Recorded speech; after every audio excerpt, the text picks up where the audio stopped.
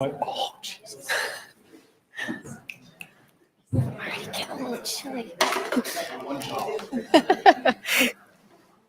right, I think we're going to get started.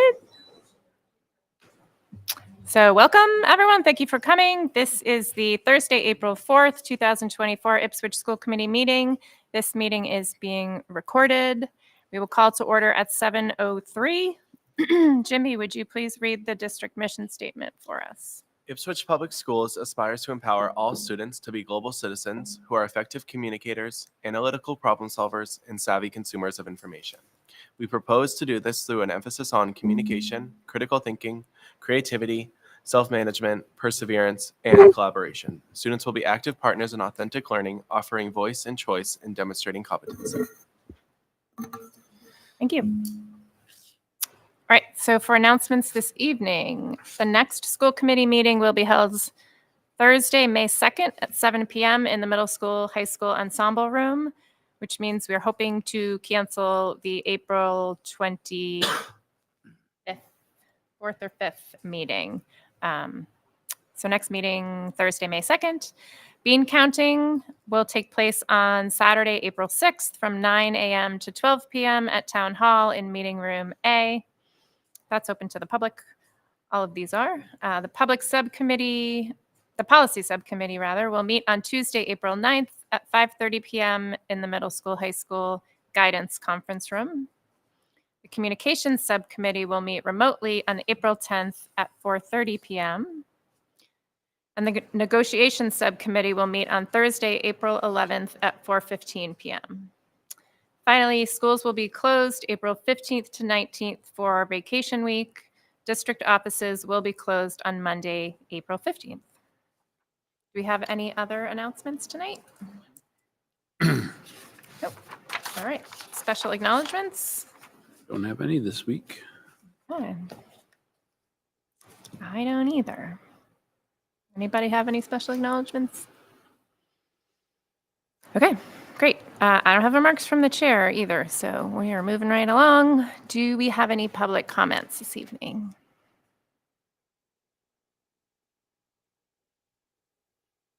Giving it the adequate pause. Looks like we have no public comments tonight, so we will move on to Jimmy's high school student representative report. All right. Students really enjoyed this morning, getting a nice delay, especially on a Thursday where classes are already shortened, or the day itself is shortened, so 45-minute classes, you can't complain about that. Seniors that are leaving for the bridge program, their last day is tomorrow, which is super exciting. The advisory council will meet tomorrow, and we'll continue discussing our spring picnic event that may end up being conjoined with the middle school, as they were trying to plan a similar event, and we can kind of come together and just do one large event. In addition to that, in advisory this week, we're hoping to discuss more about the bridge program and the exceptions that have been made for certain students to allow them to participate, while others are being held to a different standard.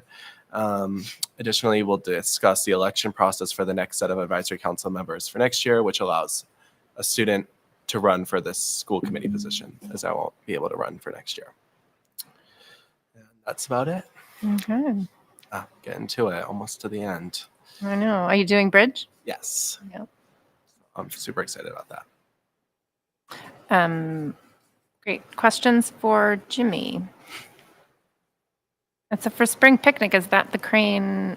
No, The so same- that that's would be something something out in the back behind the CAF where the new basketball Okay. Oh, court, nice. the covered space. We would do something out there with a catered lunch and have yard games, stuff for kids to do, and get outside and Okay. kind of come together for the spring, which we don't always do. So that was a celebration of that Yeah, space, yeah. kind of, right? You talked about that. Great. Nice. Great. Questions for Jimmy? All right. Thank you. So next on our agenda is high school student representative appointment to the Payne Grant Committee. I'm not sure. Were we hoping a student might be in attendance, in which case we could skip it and come back, maybe? I don't think Charlie will attend. I did say that it was not necessary. Yeah, no, it's not. I just didn't want to. But we did receive a letter of interest from Charlie Quimby, who is currently a junior. Mr. Mitchell sent along a written statement just speaking to Charlie's qualifications. He described him as being, very mature, thoughtful, polite, resourceful, responsible. He says that he's highly motivated. I've known Charlie for 7 years. I think both Mr. Mitchell and I both see that Charlie is a student who sort of intersects with a good variety of peers within the building. And Mr. Mitchell thought that he would be able to speak critically and speak candidly from a student perspective. So the motion, I guess, would be to appoint Charlie Quimby for a 2-year term to fill that role. Any other questions about Charlie? I mean, I know he's involved in a lot of things. He's involved in a lot. He's been before us, I think, on the Model UN trip. It was one of the presenters most recently. But I think he's fills a role on many extracurricular and activities involved in the high school. Okay. He sounds great. Yeah. Is that the motion that needs a second? Yeah, was that a motion? That I was would make a I motion to appoint Charlie Quimby to the Payne Grant Committee. Second. All right, so Laura, if you're watching, that was a motion by Jeff and a second by Jen. We have a remote minutes taker tonight. So any further discussion or questions about this nomination? Okay, all in favor? All right, 7-0. Congratulations to Charlie Quimby. And does he get an appointment letter from central office or from us? From central office, if anybody. Great. Yep.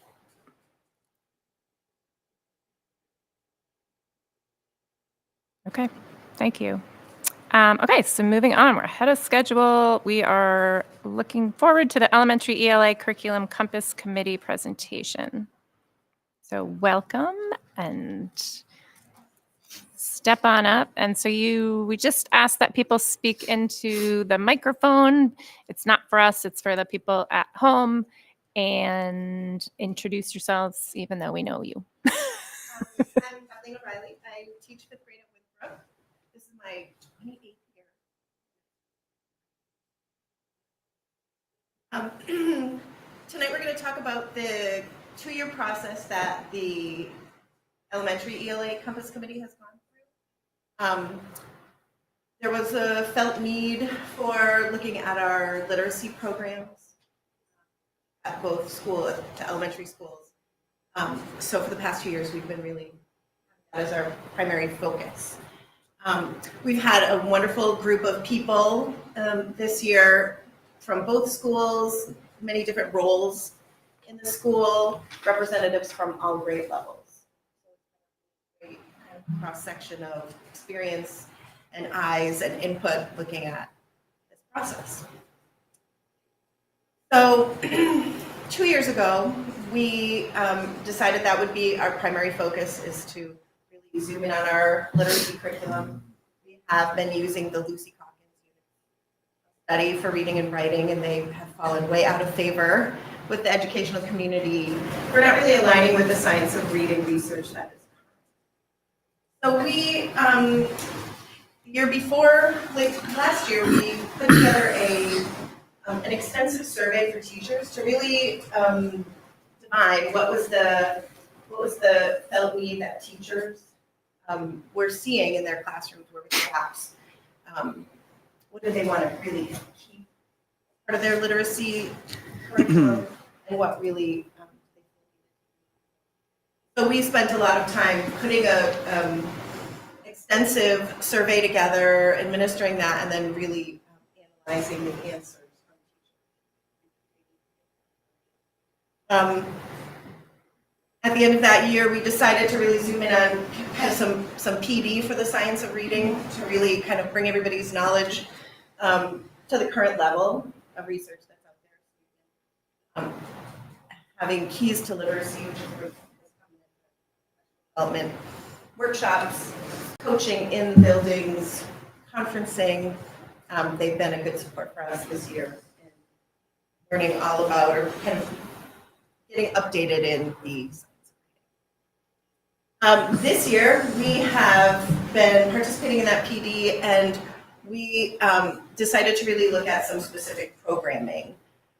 There are lots of programs that are knowledge-based programs out there, and we really decided that we wanted to see what was available. And we started doing that by looking at the DESE Curate and EGG reports. They rate all of the literacy programs that are out there, and we got a lot of great information about what the components were that we felt would fit best with Ipswich, how, what these programs were rated by teachers who are actually using them and against the state standards. We started there. We zoomed in on kind of 6 well-rated programs, gave them a deeper look, and decided to narrow it down to 2 knowledge-building programs. So this is a separate literacy program from phonemic awareness and phonics. We're looking at a knowledge-building literacy reading and writing program. Then we researched those deeply. We had vendors come and give us their spiels and show us lots of materials and the technology part of things, and they all have online components. And so we really felt like we got our minds around what these 2 particular programs would offer. So we looked at Wit and Wisdom and CKLA, which are 2 kind of well-known, highly rated programs.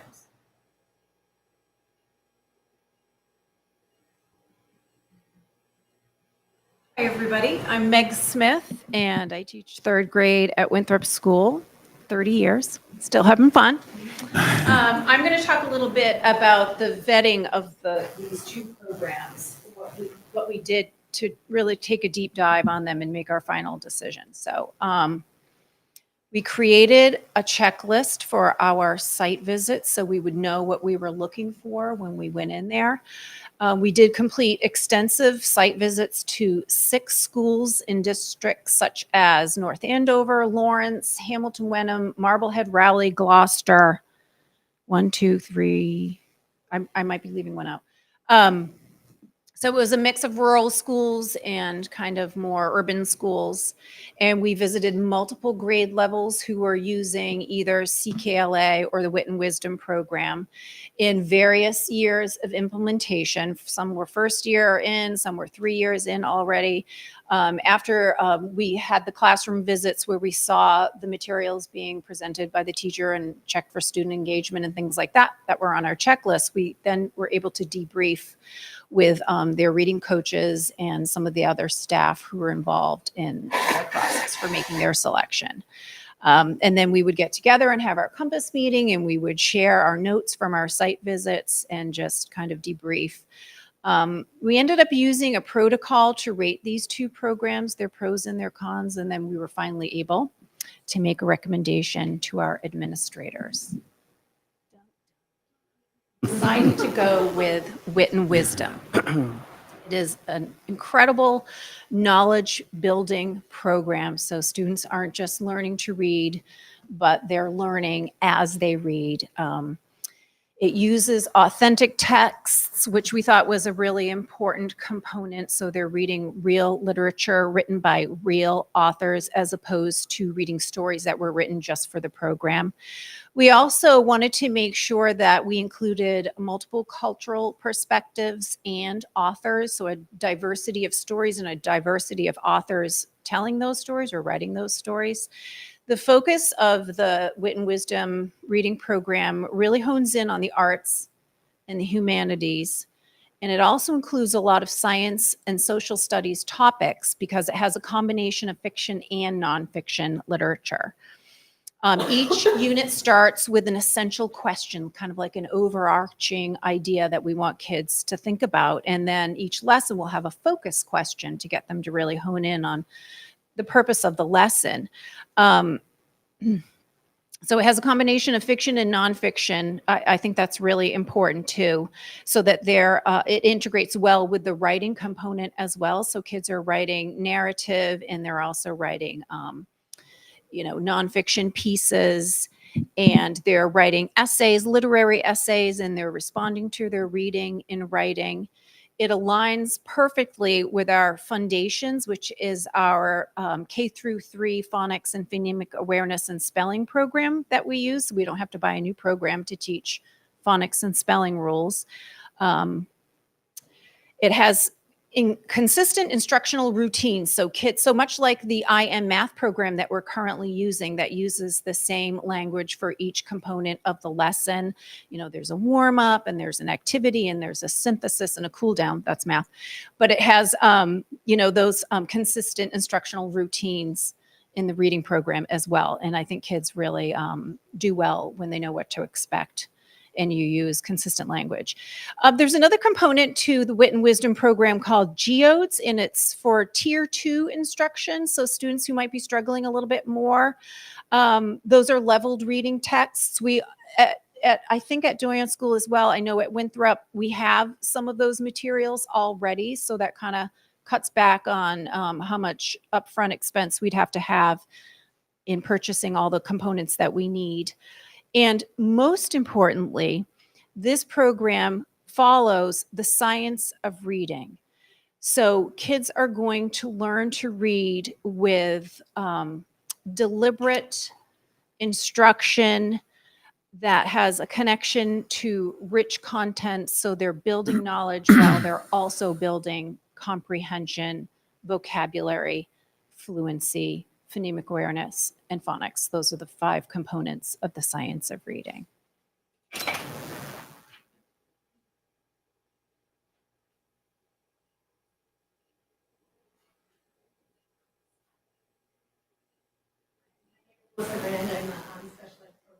Going on. So you might be wondering at this point, like, why a knowledge building program? And Wit and Wisdom is based on a body of research that says that knowledge building supports the development of reading, writing, listening, and critical thinking. So research and a growing body of research is showing that deep knowledge of a topic is a strong predictor of reading success, as much or more than word level reading. So you need both things, right? The word level reading and the knowledge base. And when those two things are strong, comprehension of text is even stronger. So the program presents arcs of study that really go deeply into investigating one topic from multiple perspectives. So I'll give you an example. A module in 4th grade is entitled A Great Heart. And students explore the question over a period of months, what does it mean to have a great heart, both literally and figuratively? So they might look at the circulatory system first, and then they're taking another perspective and learning about what it means figuratively to have a great heart within some fictional. You can see that they're kind of taking it from different perspectives. So really we want to help students broaden and deepen their knowledge of content areas and topics. We also want to ensure equity for our students. So our students come from many different backgrounds, they have different experiences at home, and we want to expose them all to high quality Tier 1 instruction with some rich content to really support that understanding of concepts and topics. The program also prioritizes comprehension. So we really have that strong foundational base with our foundations program and some of the phonemic awareness programs that we use. There's just layers on top of that to prioritize that. So next steps. Our administrators have built an implementation plan. It's a pretty robust plan. They're working on securing materials, which is really exciting. There's going to be some professional development offerings during the summer. And even before that, this spring at some of our faculty meetings, we're having representation from the company come and give an overview, giving us access to some digital materials that we can start to look at and explore. There's a big scheduling component of this and making sure that all students are available for this knowledge block because it's accessible to all. The knowledge block would then be paired with the phonics foundations time, as well as some small group time as well. So administrators are working on scheduling. We're also, there's been a grant that's been written for a literacy coach. So if that's granted, hopefully that person will be instrumental in implementing this initiative.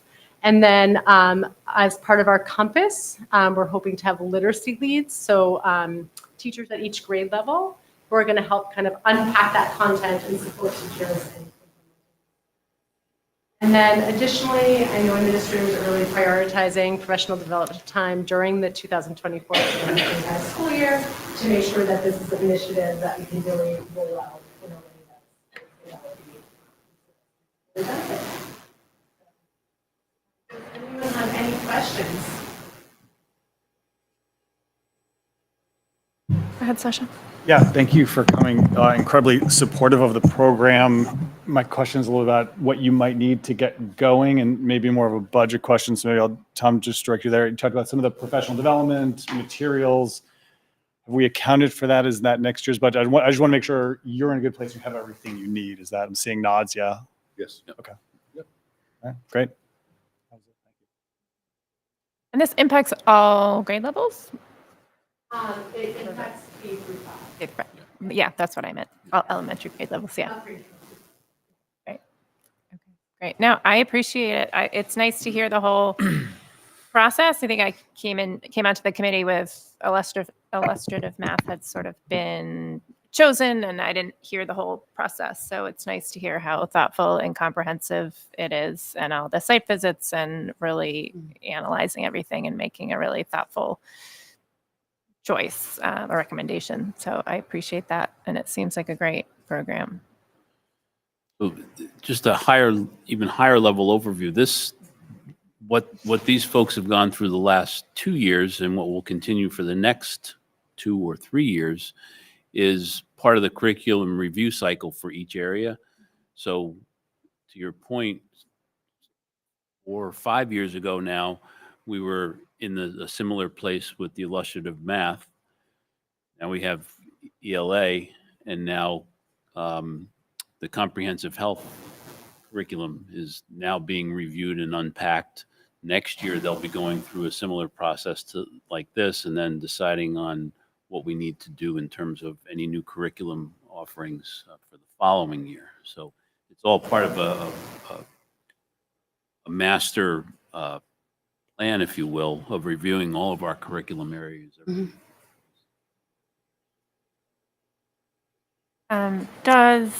Can you give us any more details on the implementation plan in terms of timing? Do things get rolled out in the 24-25 school year in small amounts, and then is it over like a 3-year rollout period? Or Tracy, Director of Teaching and Learning.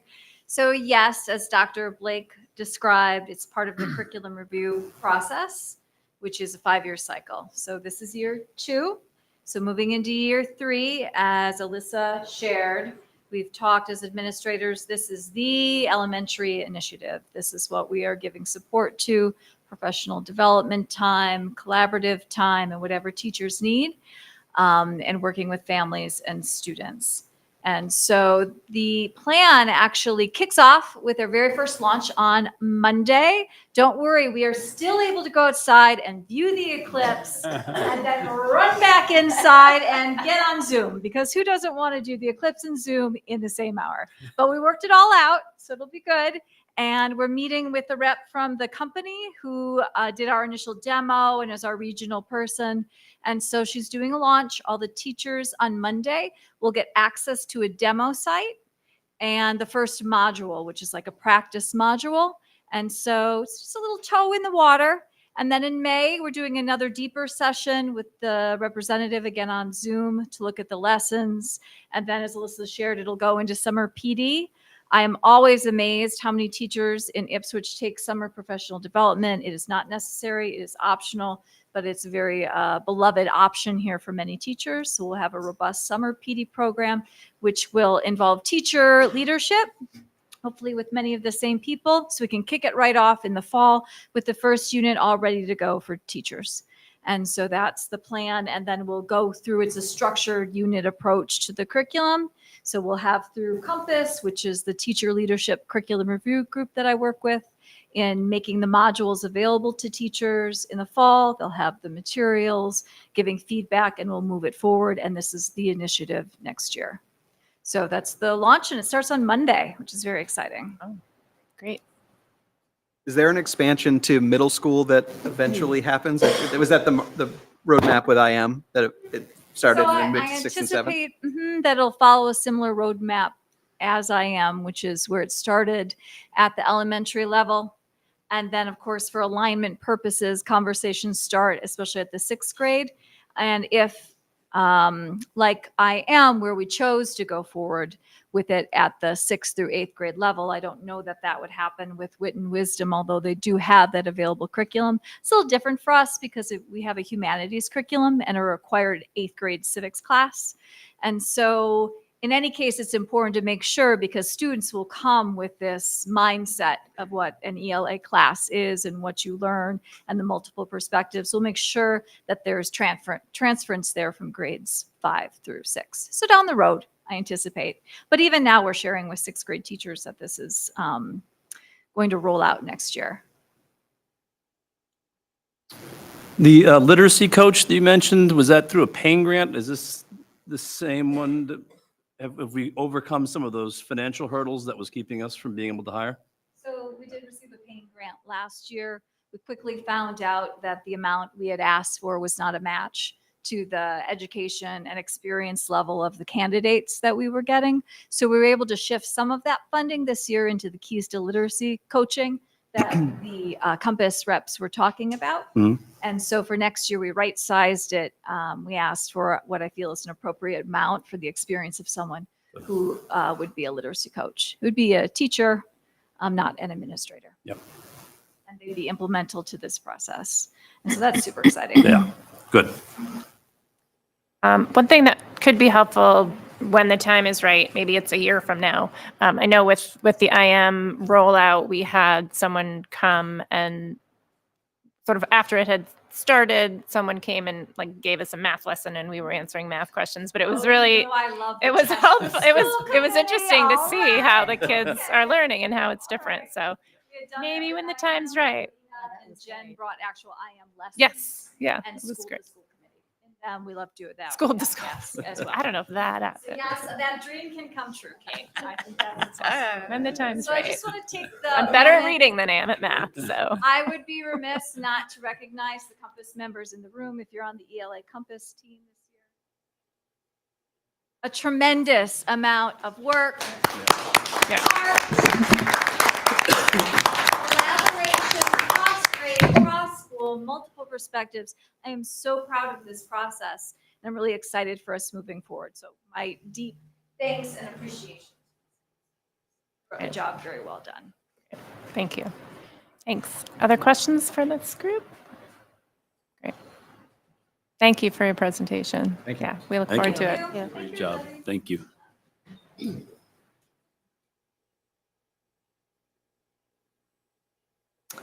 All right, we will move on to the kindergarten screening calendar discussion and from the kindergarten team.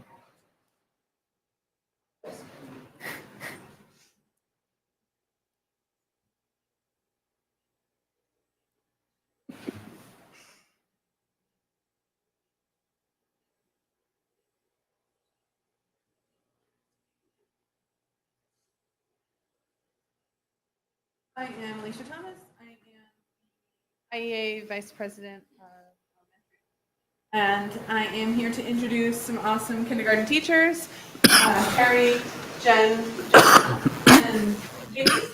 And so they're here to talk about kindergarten screening and what it is. I just wanted to give you a little bit of background of why we're here.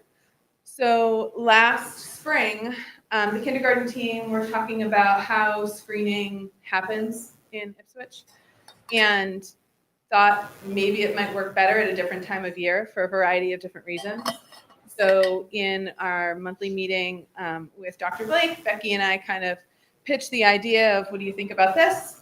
Again, this was in June, so probably not the best time to have the discussions. So we ended up following back up in the fall. Dr. Blake suggested we bring it to mutual concerns. And so I had introduced this idea to those of you that are on the Mutual Concerns Committee. And you wanted to have the discussion as a bigger school committee. So as part of that discussion, we thought it would be most appropriate to hear from the educators who are doing the screening about kindergarten screening. And so here they are to tell you about it. I'm Carrie Zagarella. I can move a slide. So kindergarten screening, not screaming like some of the kids think before they come. There's nothing to be afraid of.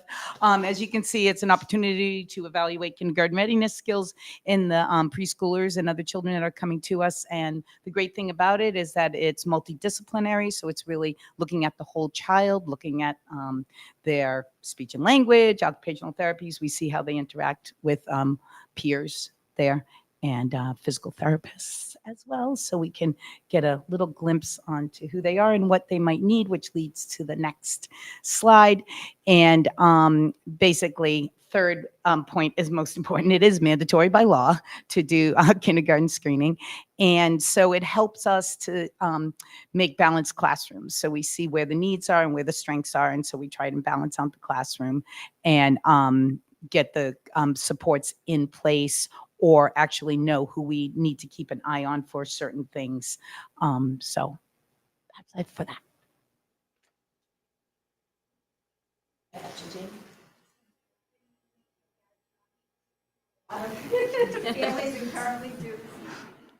Okay, so what we currently do is we're really lucky that we can work with the library, so it's a great place, great site that we go there. Currently, we have 2 days there at the library, and that's at the end of May that we do that. And we currently have 1 day that on our free time, we all go in for the summer and we do our placement together. That's what we currently do now. 2 days in the library at the end of May, and 1 day in the summer we go in on our own time. We like to make sure that we incorporate the special teachers here. We have speech and language pathologists and occupational therapists also attend with the kindergarten teachers for the screening day. We also have the school secretary who comes. She organizes all the paperwork that comes in, and she helps build the connections with new families that are there for their first time coming in and seeing the kindergarten teachers and visiting the library.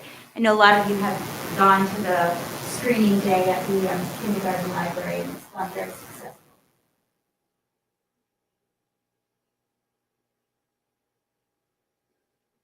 I'm Jen Woodworth. I'm a K-1 teacher over at Doyon, and you're probably wondering, well, why do we think we have some challenges? So obviously with any day that teachers are out of the building, we all know subbing can be tricky, especially when you have 6 to 8 team members throughout the district that are all out on those same 2 days. We're so fortunate that we can have service providers there to kind of bring their expertise to the screening as well. But they're at the library, then they have students that are not receiving their services as well. So that's why kind of moving it to the end of that school year might kind of help alleviate some of that pressure for those service providers also. Again, Lori Collins at the library is so lovely to work with and invites us there to do the screening at the library. But we also need our wonderful building secretaries, Amy Digby and Jeannie Vlahos, are just, they know the ins and outs of the screening process. So we're very lucky to have them, but they're also the backbone of our buildings. So now we're trying to cover for their roles back at the school also.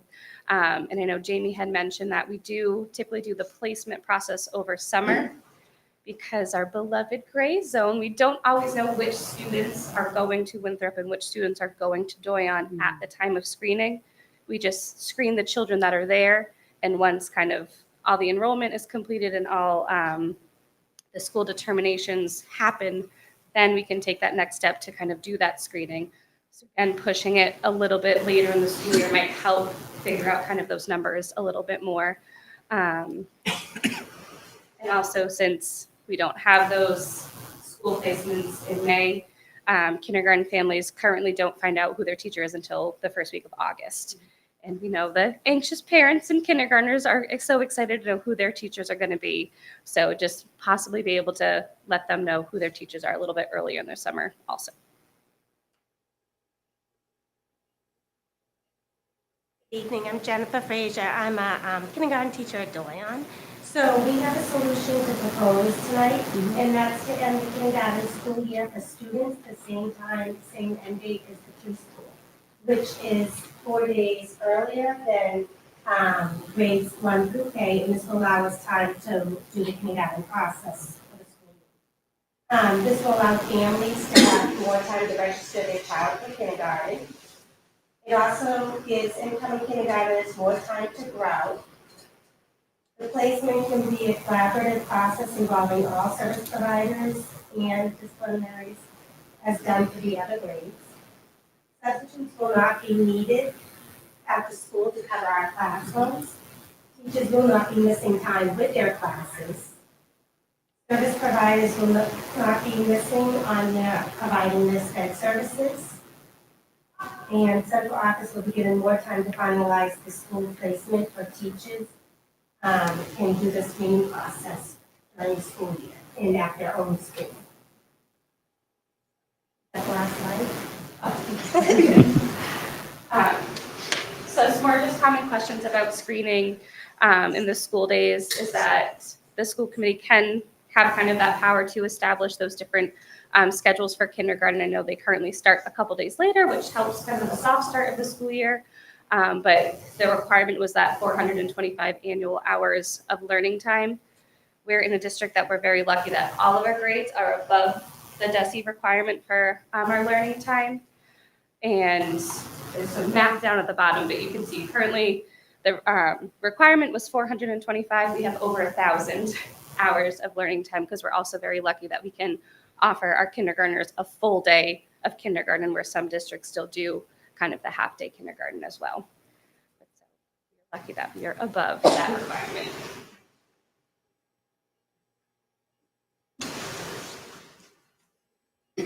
Oh, sorry.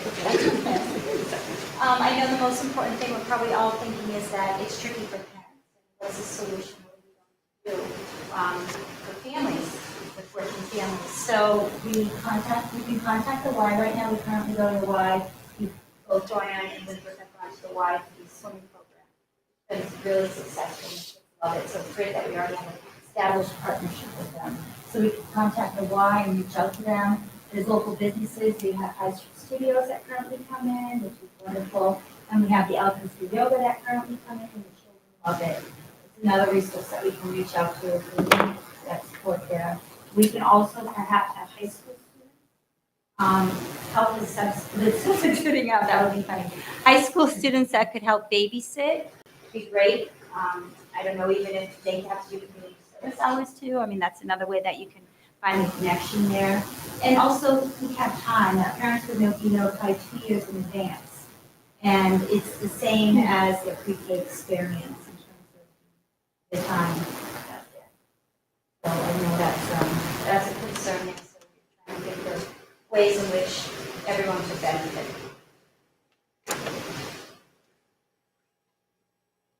My slide. Thank you. I just want to add, as well as a lifelong early childhood educator, anything that puts kindergarten closer to preschool than to first grade is good, because kindergarten is being inundated with lots of assessments and lots of academics, and the social emotional learning is suffering. And if we can really think of it more as like a little older preschool than a little younger first grade, that would be great. That's my own slide. I just wrote it, sorry. But thank you. Are there any questions? I imagine we have some.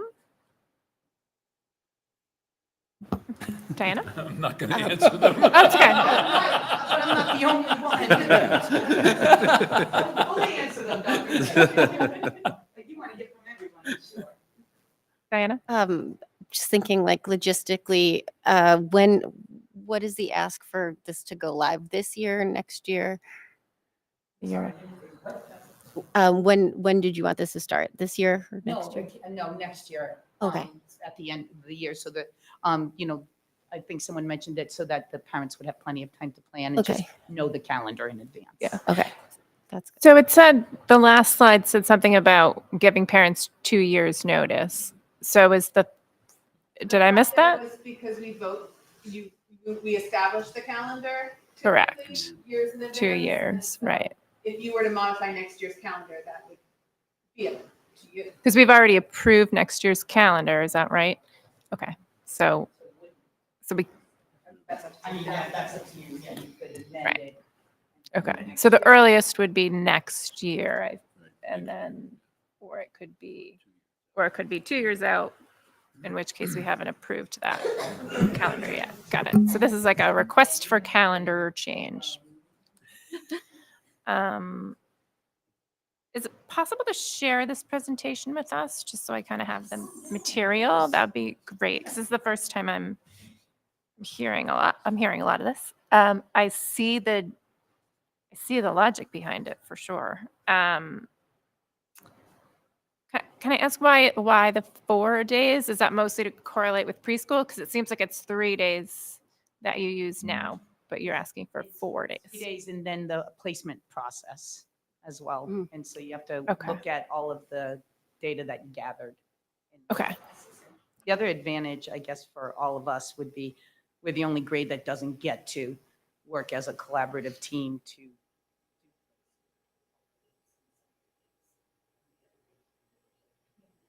Right, because you're the first. So the goal would be to get all of the screening, all the material, and the discussion and placement before the end of the school year. So there's no need to come in the summer. No need to come in the summer, and that's only one aspect of it. It's that we're out of our classrooms for 3 days. And Oh, for sure. Yeah, with the subs. Yeah, so Yes. yes, we would have Right. to come in the summer, but yes, everything will Right. be done. And families really want the list not only to know what teacher they have, but to see who's in the class. Yes, So I they can remember. come Yeah. and say, let's have a Yep. play here. No, Yep. yeah. Yeah, absolutely. I didn't mean to insinuate that it was just so you guys didn't have to Oh, come no, in. Jenny, don't worry. No. But that makes sense because it is hard to get the subs and to get the same level of you can't. Professionalism, yeah. Yeah, without the teachers there. So when we're doing the kindergarten screenings now, and I'm not clear on this because I thought one thing and you said something different.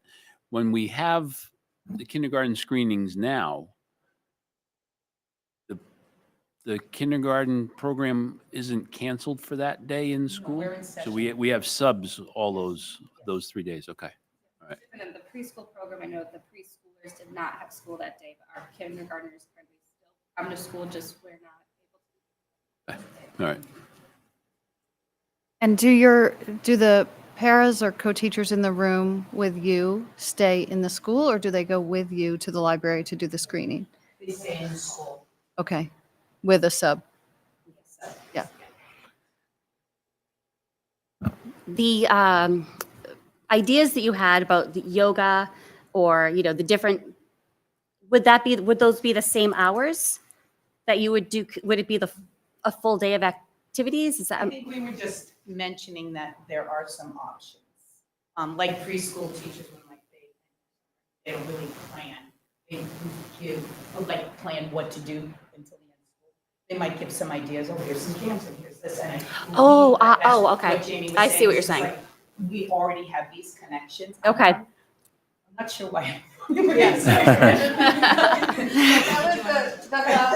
The thought was that was one of the things that came up at mutual concern. Yes. Was that you all thought that maybe parents would have a hard time figuring out, Mhm. now I have 4 days before summer starts and camps aren't necessarily open yet because school has not ended and those don't open at a certain time. And so in anticipation of that being a question tonight, I thought it would be helpful to just know where we have existing partnerships in town. The thought with the seniors is that the seniors are out of school by then.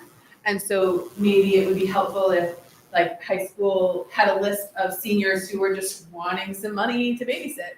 And so if parents are having trouble finding a babysitter, they could contact the high school for some reputable babysitters that the high school could recommend. So it was just kind of an attempt to outreach and kind of.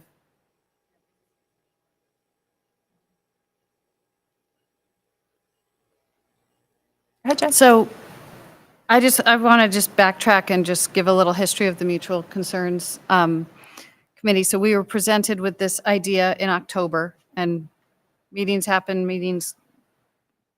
there was some scheduling issues, and we finally said, hey, we need to go revisit this. And I think it was certainly well received, and obviously, as the experts with the entering preschoolers and kindergarten children, I think we want to support this, but then there was also a discussion about just the logistics of it, of having kindergartners out a week early. It's also, you know, as you said, the parent issue of we have this nice slow start that ramps up nicely, but that it's a big discussion to figure out what are we going to do with these kids that maybe now don't participate in Korean Speech Day or are just out on a different schedule.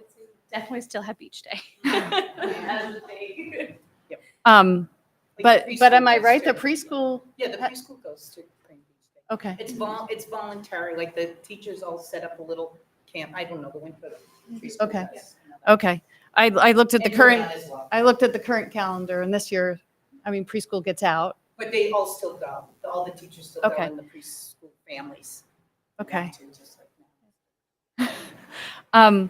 So I'm just thinking, in the interest of like, this was just presented to the full committee and there's a lot of logistics to talk about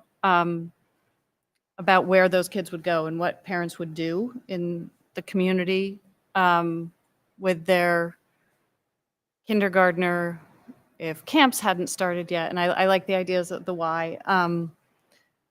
I feel like this is a bigger discussion about a calendar for the future, and maybe like we shouldn't be voting on it tonight, but just brainstorming more in how we can support it with more concrete ideas before we go forward with.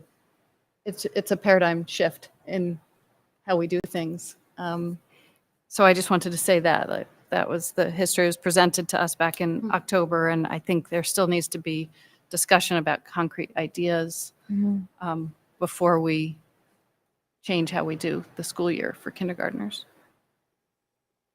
Thoughts? Yeah, I'm wonderfully supportive of this. I think it's something that, especially when teachers come and ask for something, that always resonates with me. To Jen's point, you know, I think we just want to make sure that we've covered all of those things. And the beauty is, I think we have some time to kind of work those logistics, right? Even if it were to go into play tonight, which I don't know if it may or may not, but you know, if it's a year and a half to 2 years out, I feel like we can work those logistics.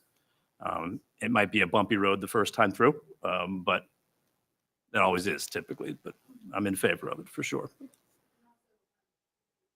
Question about 3 days, 4 days. I think part of the thought was aligning it with preschool would mean that the first 2 years in Ipswich schools would be the same. So their calendar year, so you know, once they go into kindergarten, they're used to having those last 4 days off anyway because they just did it in preschool. So it's not as much of a transition. I guess it's not like a back and forth. Yeah. So it would just be kind of what was new and expected. What? No. Is it possible to have, because the ideal situation would be that the kids could still, I absolutely get what you're saying, you don't have to go back and forth. They're used to that. Is it possible that they could still go and have like a student teacher, or, you know, to have maybe some learning, not like the learning you guys could provide, but that they could still attend and there could be playtime, or they could be, you know, have someone who's in school to be a teacher or something. I mean, I guess that would be more of a Dr. Blake kind of question from like a security standpoint in terms of having somebody there because the kindergarten teachers would be out. Right. But They would have to be under someone's supervision who's been approved and, you know. because school is in session for everybody else in the building. What they could or couldn't do, or spaces in the building they could or couldn't use. Everybody else that's still there. Right. I like the outside the box thinking. I mean, so generally, I'm also supportive of every benefit that you put up there. I understand all the reasons. I do have the concerns about families and parents. I think there might be 4 other days that kindergarten is not in session when 1 through 5 are. I think there are 2 parent-teacher conference days plus the 2 at the beginning of the year. And with, you know, working parents and, you know, finding coverage that is burdensome.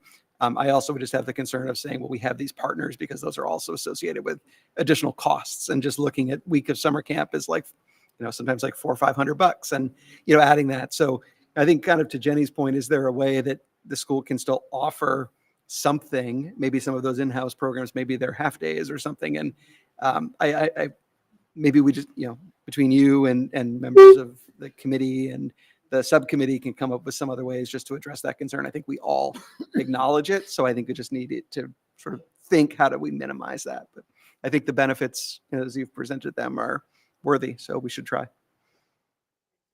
Thank you. I just speak to the 2 days like before school starts, and just in kindergarten, we make everything, like the other grades have books that the kids can read. And so we're basically cleaning up from summer camp, which sometimes is just in a pile in the corner of our room, like everybody, but we don't have like books we can put on the shelves.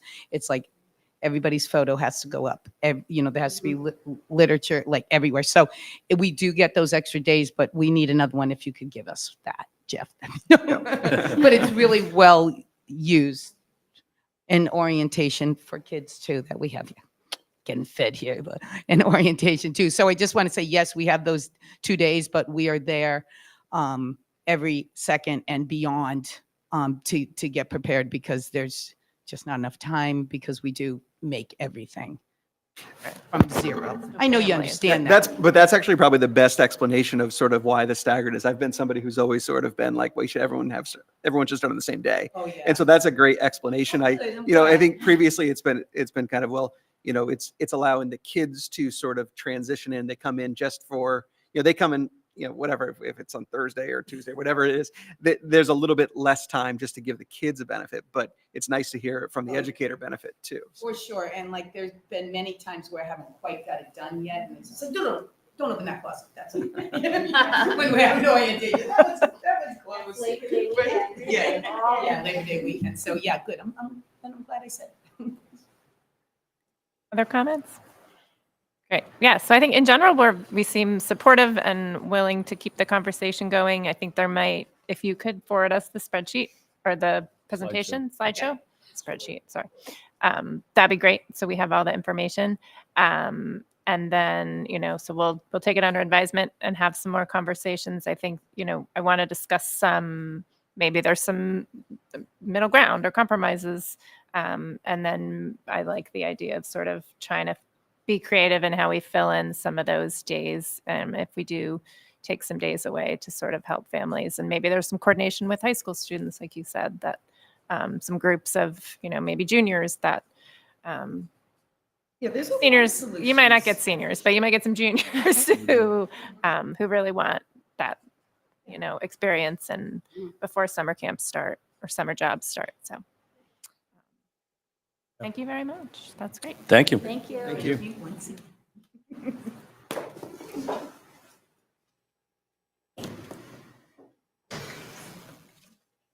Quick follow-up on that. When would you need to decide in Yeah, order when to still when put do it we in vote place for next calendars? year? So we have draft calendars that we can change. Yeah. The What feels like it's too late to do that? That's Uh, what I'm curious. no, actually, for Next For year. For next year, for 24, 25, yeah. we're working on the 25-26 calendar, and I haven't seen it come back yet from. We weren't sure if there was a discussion here about this, so that's why we made it. Yeah. That's ready to go. Sure. It's ready to go. Okay, so there'll be. If not to answer, just a consideration, like, should we decide by June so that we can make it for next year? Or I think otherwise we it feels should like it gets too late. That was my decide only by comment. the end Yeah. of the year, Okay. this school year. Yeah.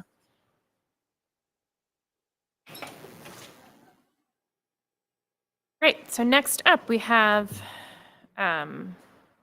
technology plan update AI presentation from the technology. Now we have to worry, Folks, was this welcome. done by AI or was this done by? I know, AI presentation. Some irony This is here. all part of explaining how important IT is. Well, we continue working trying to get that going. By way of introduction, I'm Keith Morgan. I'm Director of IT in the district. I've been Director of IT probably the last 20 years, the last 7 of which are here. When you think about my role, it's mostly what you think about when you think about technology. The servers, the networks, the switches, everything plugged together, kind of connect to Wi-Fi, that kind of stuff. And so that's kind of my role here in the district.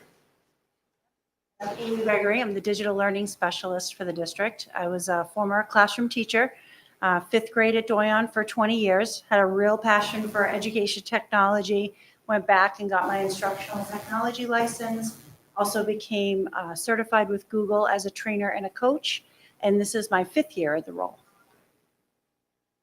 So sometimes the question can come up, like, how do these pieces fit together? And I think the way I would explain it is the particular tech skill set, it's a very transferable set of skills. You can pick that up and drop that into almost any vertical market. And we can kind of hit the ground running and sort of be effective. And that's because just about every place has computers, they have Wi-Fi, they have all these things that they can help with. But wherever you were to drop us, we would need someone like Amy there. And in sort of the corporate world, Amy would be considered a business analyst. And that's somebody who has 1 foot in that particular vertical, in this particular case, it's academia, and has another foot in technology. What she effectively does is she translates needs for us, because we don't always speak pedagogy. My favorite example of this is, I remember when she first started, she came in and she said, we had one of the projectors. We were dealing with a lot of stuff that particular morning, it's one projector, and we have 175 in the district. So that's 1 out of 175. That's 99% plus, that's an A plus by almost any standard measure. Except, as Amy pleasantly but firmly let me know, as is her wont, this particular teacher planned on having a projector that day for a lesson plan, and she had 5 classes, maybe 20 to 25 kids coming from us. Now, all of a sudden, it's not 1 out of 175, it's a measuring stick, right? We're affecting 125 students out of 500 in the school. And all of a sudden, down to a C minus. So that's kind of what Amy does for us. She helps to sort of translate the needs of the academic world into tech for us, so we know how to make the decisions and prioritize appropriately. So we wanted to give you that as a little bit of background so you can see where this tech plan is coming from. And so the tech plan, while it's not necessarily required by the state, we found it really valuable when we had it, especially through COVID. It's something to look back to. The way we kind of view it is it's the job description for the tech team. If we're not doing the things on the list in the tech plan, we're basically not doing that job. And so the other thing we realized as we're going through the tech plan that we wrote in 2020 is it's littered with things like hybrid learning, remote learning, and a lot of other phrases I don't think anyone ever wants to hear again. And so what we've done is we've decided that we're going to be revisiting this tech plan pretty much on an annual basis, because we know the idea that we're going to understand in 2027 what we're going to need tonight, it's kind of a pipe dream. So we're going to be revisiting this tech plan annually and sort of adjusting it as we go. If you're familiar with project management, it's kind of an agile approach to how we're dealing with this stuff. And so, in particular, if you think of what AI has done this particular year, you know that you're going to have to make adjustments to search data. So we know we're going to have to take that in order to stay on track.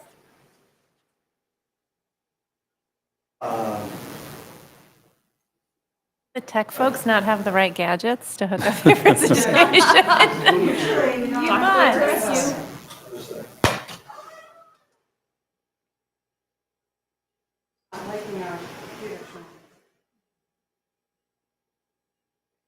We all have it on our. Well, if you all have it, Yeah, we all have it. We weren't going to go through it bullet by bullet. I wouldn't subject anybody to that. But what we can do is talk a little bit about the general roles of the sections that we're going through. The first one is infrastructure. And Thank you, sir. Let me know if you want a job. This will work. So this first section is basically infrastructure, and we're probably not going to go through everything that's there. It's what you think of when you think of technology. This particular section, if you pull that out, if you look at any tech plan in any company across the states, you're going to see a very similar section. And in fact, they actually call it the backbone, and it's all the hardware that we talked about earlier. What we will do is call out a couple things that may be worth noticing. The very first section is on cybersecurity. Just go up a little bit. And it's unfortunate, but at this point, it's going to have to become one of the most fundamental things that we do. Before it would be networking with switches and posits and Wi-Fi. But now, honestly, cybersecurity, particularly in districts, it's going to have to be one of those things that we have there and we have a premium focus on. We're training our folks, we're training our students and everything, just to try and recognize what changes are out there. Another thing we'd like to call your attention to is in section 1.8. We're actually going to be migrating from our website that we currently have to an industry standard called VinylSite. And the hope is when we do this migration, the site will be a little easier to navigate, and it will just help our community to be kind of one-stop shoppers. If they have any questions, they should be able to go to the website and hopefully find the answers they need relatively quickly. If you'll notice in that communication section also, we'll put a focus on our translation tools for reaching out to families, so we can reach all families and considering that in all the tools that we choose. You can see a listed specifics such as small, which you're familiar with. The next section is also relatively common. You'll see that in every tech plan. Once you've built this infrastructure, you need to have devices in people's hands to use. We want to leverage that. So the first section is just the iPads and the Chromebooks that we give to the students, making sure we have a good refresh rate and we'll always have something current in their hands. The second is the same for the staff and the faculty, that they have laptops and desktops. And the third is just that we're outfitting the classroom appropriately for the needs. Whether it's a projector or a printer, we're just making sure that we're taking care of those things. And the fourth is actually, thanks to COVID, there's so many additional peripherals going around, whether it's microphones or document cameras or any of those things. COVID added a lot of those peripherals that are now kind of standard in each classroom. And what's nice is teachers are still using them. And along with that and purchasing them is also providing professional development around document cameras in those classrooms. And teachers still need that training. And as we upgrade projectors and new software that goes with them. So there can be hits in that category too as well. The next section is primarily data. From the IT perspective, straight up tech, we're talking about, all right, what kind of data do we have? Where is it living? What servers is it on? Are the permissions correct? Is it secure? Can anyone get in from the outside? Are there any laws that say we have to keep this particular type of data for 7 years and this type for 5 years? We have backups and all that. So from a straight up tech perspective, that's how we're viewing the data part of this one. And then from my perspective, newer to the technology department is some of these tools we had, you can see in section 1 before COVID, some we picked up during COVID, but just the management of those assessment tools, of the dashboard, the security, the permissions, what teachers are seeing, and we put into it, we look at what we want to get out of it, keeping that clean, and then also being able to pull together exports for our administrators and our teachers so that they can use that data in some of these assessment programs to help inform decisions that they're making when looking at student profiles. So that's something that's newer. Also then, we look at those programs and there's many of them. And so we do these exports and you could think about what our teachers and our administrators' Google Drives look like. And so one of the initiatives we have, the next big project is putting together hopefully a data dashboard. We can take all of these programs and not have that data siloed, but really bring it together to get that comprehensive view of a student and see the snapshot of the learning profile. And so we're looking to take that on later this year. And another thing that we use data for is, you folks might know that as the ESSER kind of cliff came, we had to figure out which of these applications we were going to be able to keep. And so we had to reach out to all of our different vendors, get the usage data, come back and set up a matrix to figure out which of these applications we're going to keep and which we're going to get rid of. It was a pretty difficult exercise, but it was definitely worth doing just so we had an idea on what applications help us the best. I don't know, since we're in applications. Oh, yeah. Yeah, and so when we talk about those applications, the educational software is more on my side. And when I first started in the role, about 5 years ago, I had a vision of where I wanted the district to be with ed tech and software. And when Keith and I spoke and then COVID happened, that all happened within about 2 years. So we did a quick fast forward. And one of those goals was really putting together just a comprehensive set of tools for teachers, whether it's personalized learning tools or assessment tools or engagement tools, gamification.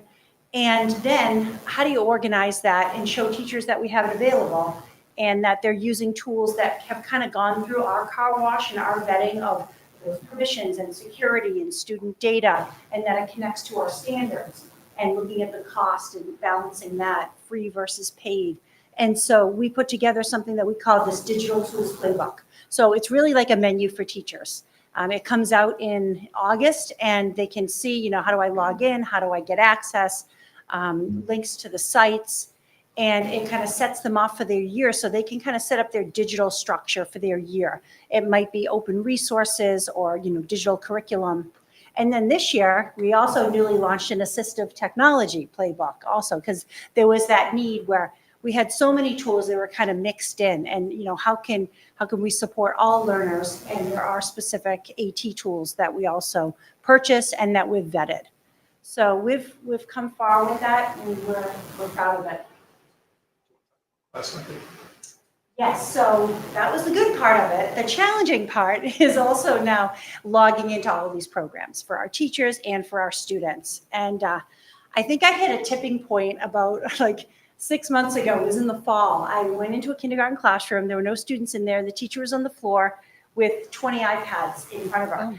And she had a conversation with me. And while she was having that conversation, multitasking, there was this one program. She logged every student in while she was talking to me, their specific username and their specific password that she had memorized for all 20 students. And on a daily basis, she's like, well, I don't want to give up teaching time. It's a lot quicker if I haven't done it and it's ready for them.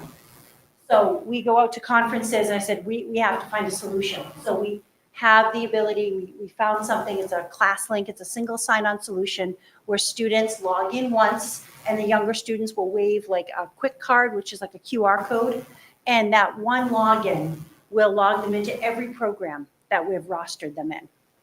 So they're then logged in for the day. So that's something we're working on right now. Yeah, when Amy told me about that, you could have knocked me over with a feather. When I'm just picturing all of the teachers doing all of that all the time. And that's when we knew we had to come up with some kind of a solution. The other thing is, when we were deciding on which single sign-on solution to use, you remember we talked about getting all that data of which applications we use so we know which ones to keep. ClassLink, which is the program we chose for this, it actually has a lot of those metrics built in. So from my side, the numbers side, we'll get a straight up ROI of how many things are getting used. And then on Amy's side, there'll be, how much time does a student spend in a particular application and all that kind of stuff. So we think it's going to be a really good choice for us. And I don't think we can go through software without at least touching on the artificial intelligence piece of things. We just wanted to take a little bit of time and just go over sort of where we are now as a district looking at AI. As really at the beginning of this year, one thing Amy and I realized is the one thing we can't do about artificial intelligence, sort of in terms of just at least setting up some structure, is nothing. We have to put something together. What's really difficult is it's such a rapidly dynamic landscape. It's difficult to put procedures in place that will be working even 2 months from now. We've revised these guidelines at least twice so far this year. And we're committed to continuing to revise them. But that's one of the things with this is, it's a valuable tool. And we want to leave a door open, so if our teachers want to use this tool in their classrooms, we have a way for them to be able to use it. At the same time, we need to put up like guardrails or like those bumpers if you're ever old with little kids, so they never have to hear the sound of the ball and cut it. We want to put something like that up there so we can protect them and make sure that student privacy agreements are in place. They're not leveraging or exploiting the data of the students or of the staff for that matter.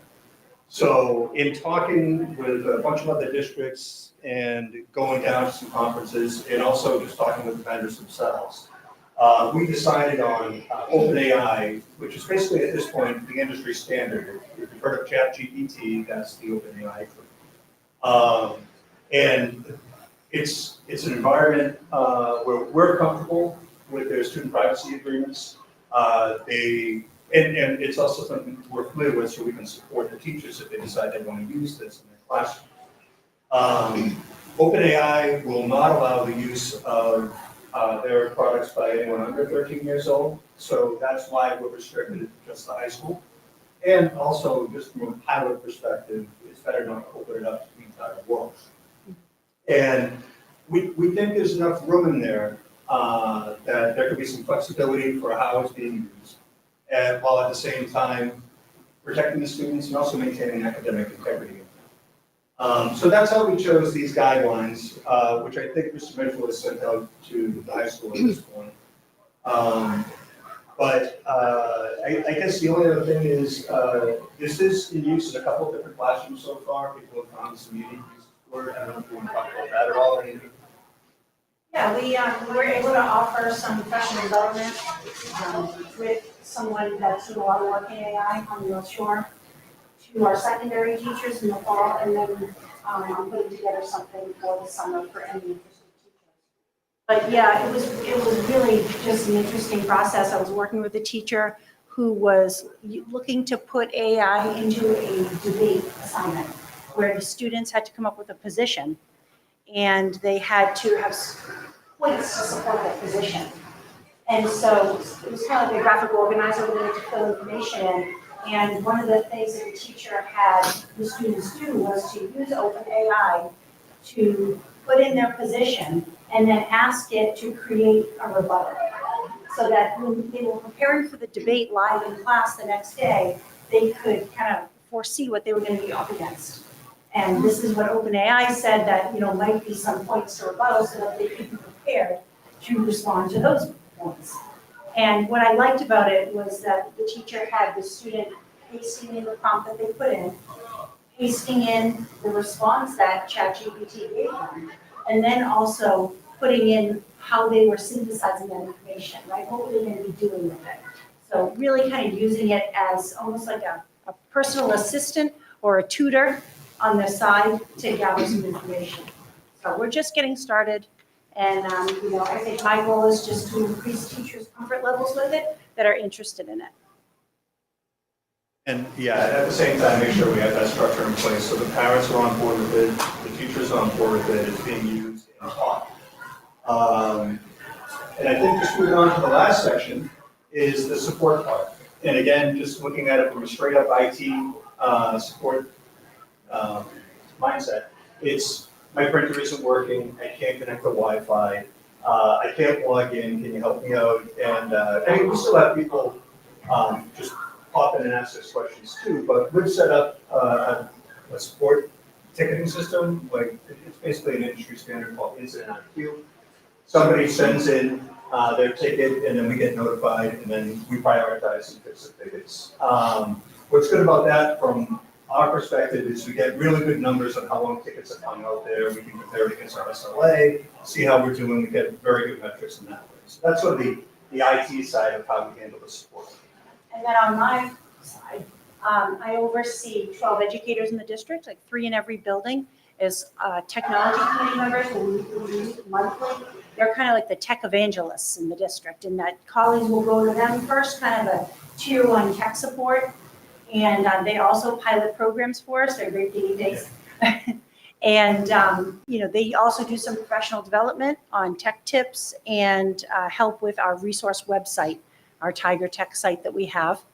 Another piece of the support is I go in and co-teach in the classrooms, which I really enjoy. So I'll get in there and kind of do the software side of it while the teacher's doing the curriculum side, and we'll work together on a project. I might teach the tech components and meet with the teacher or team of teachers beforehand as to how we can best implement technology into what they're doing.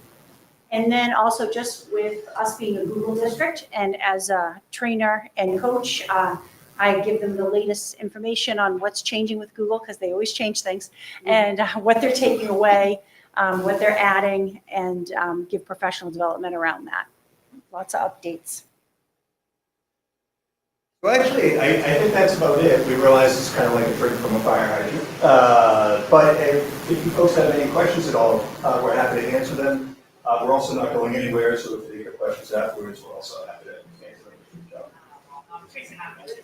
Well, you guys are both here. This was an issue that came up last year a bunch, but now might be a good time to ask if it's a quick answer. If not, I'm happy to email. But are having non-issue, like non-school issued devices still an issue for security reasons and purposes like that? Because I know last year it was discussed that students were going to have that privilege of bringing in a different device taken away because it was going to compromise the security that the network is for the Ipswich issued devices. Well, in terms of the security, any student-owned devices would have to go on the BYOD network. So I don't think it makes us any less secure, but we restrict that network severely. And so you would be able to print from it, you would be able to do any of those things. And I know Mr. Mitchell, from a policy perspective, there are certain times where I think he wants the school-owned devices to get used. Certain programs that we have that need Google Chrome. And I know many students will bring Macs in. So they need to have Google Chrome, and then the Chromebooks are the only devices that have lockdown browsers to take assessments and no other tabs can be open. So that is one of the components where there are some days where every student would need to have this solution. Thank you. Other questions? Just to let you know, we, at the district I'm in, we started using ClassLink, and it's been awesome. Really? Oh, Yeah. that's great. I mean, because all the various different things, trying to remember passwords. So I think your teachers will love it. Yeah. Yeah, it's great. Thank you. Thank you. It must be difficult or sometimes frustrating to try to keep up with what's going on. And like you were saying, like you had things in place and then it changes. You have to, I'm sure in your position, like you kind of have to like that a little bit, right? As frustrating it as it is, like you're like, okay, I'm on it. And you can never get like ahead, right? You're always catching up with like the changes. Is that? I think you sort of reconcile yourself with that before you. Yeah, And, right. That's just part of the nature of things. Yeah. And it is kind of fun keeping up with it. And the other thing is either with professional development or interacting with people in other districts, we're all kind of going through the same thing. And so from my perspective, just the IT side, it actually does get kind of fun. You never get bored. You're either up here at 50,000 feet or you're down here, finding out whether the problem is Superior or Cole. Yeah. And probably from your side, at Dyson. Yeah, being the only person in this district doing my role, I reach out to other people on the North Shore, and we have a group where we meet and collaborate, and we have boards and email listservs, and Yeah, whatever it takes. You guys are the unsung heroes. I feel like keeping, everything running, and people probably call you a lot when they need something. They're not like, hey, just wanted to call and say, great job. From this Right? side, if we do our jobs really, really well, people shouldn't really know who we are. Right, that's what I mean, yeah. Yeah, yeah. It is really nice for us to hear the expanse of what you do, because there could be the perception, it's providing devices for students and swapping them out on a regular basis, but you do a ton more than that. I mean, there's curriculum piece, there's a big communication piece, there's lots of other pieces that I jotted down. Security, tech support. I mean, there's a lot to what you do. So many of these presentations we get, I feel, gosh, we're really lucky to have these people. Yeah, I had a couple of questions. I mean, we're big employer really in town. I mean, you're managing this. I had a question about ClassLink, but you answered it. Single sign-on's amazing. It's been a big issue at my work too. How do we compare to other districts in terms of our, IT department and what we're capable of doing? You feel like we're pretty on par with what other districts are doing, ahead of the curve? Yeah, though we say it ourselves, probably a little bit ahead. Okay. In terms of staffing, we're about right for the number of people. That's what. In terms of our refresh rates on equipment, things like that, we're probably a little bit better. Our SLAs seem to be a little bit better when, service level agreements, how quickly we respond to issues with human things. But a lot of the other things are kind of subjective. Like someone wants to put something into their classroom, how fast can they even respond, how quickly can they get a roster? That's a little more difficult to measure. But in general, yeah, I think we're probably on par, making it a little bit better. Okay, great. Other question was the final site that you're looking to transition the district website to. Will that allow us to sunset any other programs that we currently use, like Blackboard or Aspen? Is that sort of rolled into something, or is that just an additional? Yeah, no, it would be, it adds a number of pieces of functionality. But we're not sure if, typically when you buy a solution that replaces 4 or 5 other solutions, it's never going to replace 100% of the functionality of any of those pieces. Right. So we need to find out whether or not the 90% is good enough to even live with it. So it has a newsletter type thing baked into it. Will that replace us more? I don't know. Maybe, right, okay. If there's some deal breakers in there, we wouldn't know. But it does have a lot of functionalities in there, including workflow and stuff like that. We're going to take a look at. But our priority, at least initially, is to migrate just the website and then see what we can leverage FileSite for us. Okay, great. Sorry, my last question is, if there's anything that you feel like we need to change in our policies to support what you do, just let us know, because we're constantly revising our policies that sort of support the work that you do. I don't think we should have an AI policy, or we'd need to just be revisiting it at every meeting, but that's your policy. In AI policy, I don't think there's any way To keep it current, yeah, right. But yeah, Brian just includes.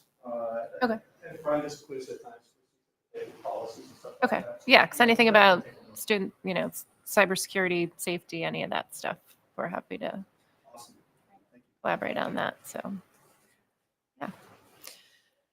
Other questions for the tech team? Great, thank you very much. This was Thank you. great. Appreciate it. That I could help, Aim.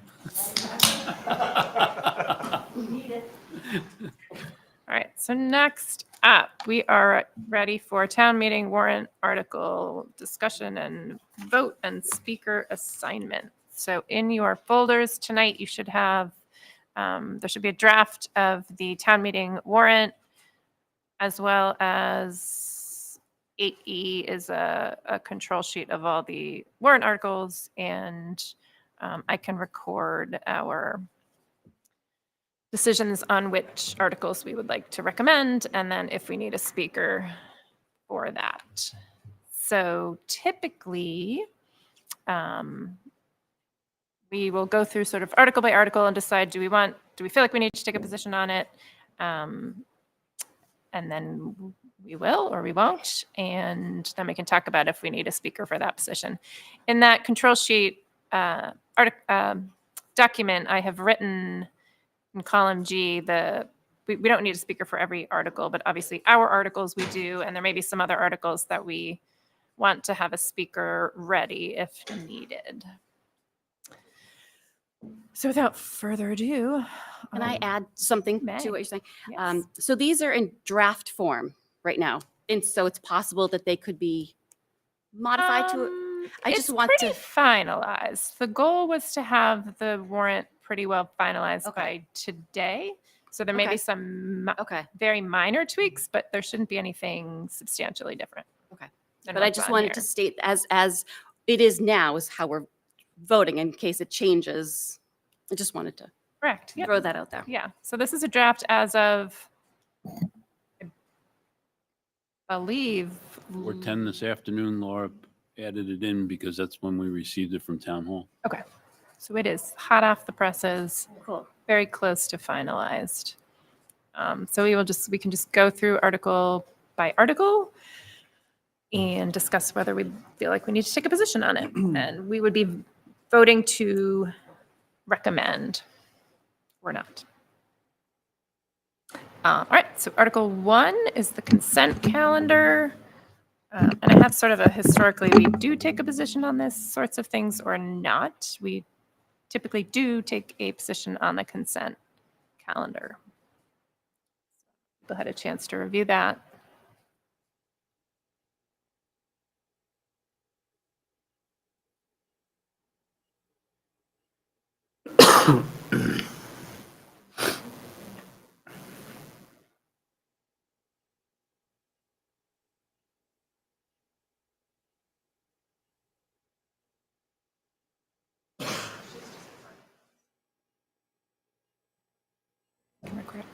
Okay, consent calendar, thoughts? Hoping you guys read this beforehand.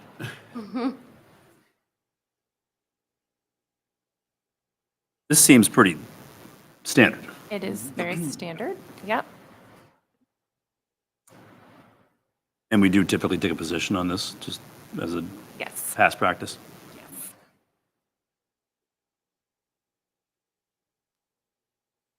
I see no reason to go against it. Thank you, Matt. So I'm taking that, it's a motion because we have to do this with. Oh, we're doing it. The articles there are. Yep. Oh, okay. Unless we Um, don't take a position on them, but How would you phrase that? Was it a motion to adopt or I to move recommend? to recommend support of Article 1, I believe. All right, motion to recommend or support Article 1, consent. Was it consent calendar? Second. I got them. Yep. Any other further discussion on that? All in favor? Article 2 is Finance Committee election. We do not have a name on here. It seems like the moderator is going to call for nominations from the floor. So historically, when this has happened, we tend to make a decision at town meeting. So we tend to RADM this. Does everybody know what RADM means from last year? Recommended town meeting. Okay, Yeah, that's without a name, it doesn't typically, seem. yeah, it seems, Our vote is on the actual member, not to authorize the election? On the member. on the member. Okay, 'cause thank we'd you. I be- read it the other we'd way. be Thanks. recommending a appointment of that person. Do we feel comfortable RADMing this Yes. article? Do we need a motion to? Sure, can't hurt. No, actually, you just. We don't, we just decide take to a RADM. vote, then Yeah, you because we're not. Just rat them. Okay. Ellie. Okay, Article 3 is the FY25 municipal budget presented by the Select Board.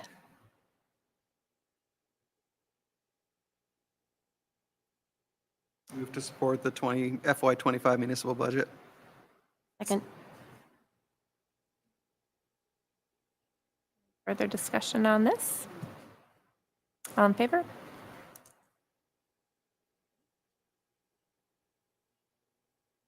Article 4,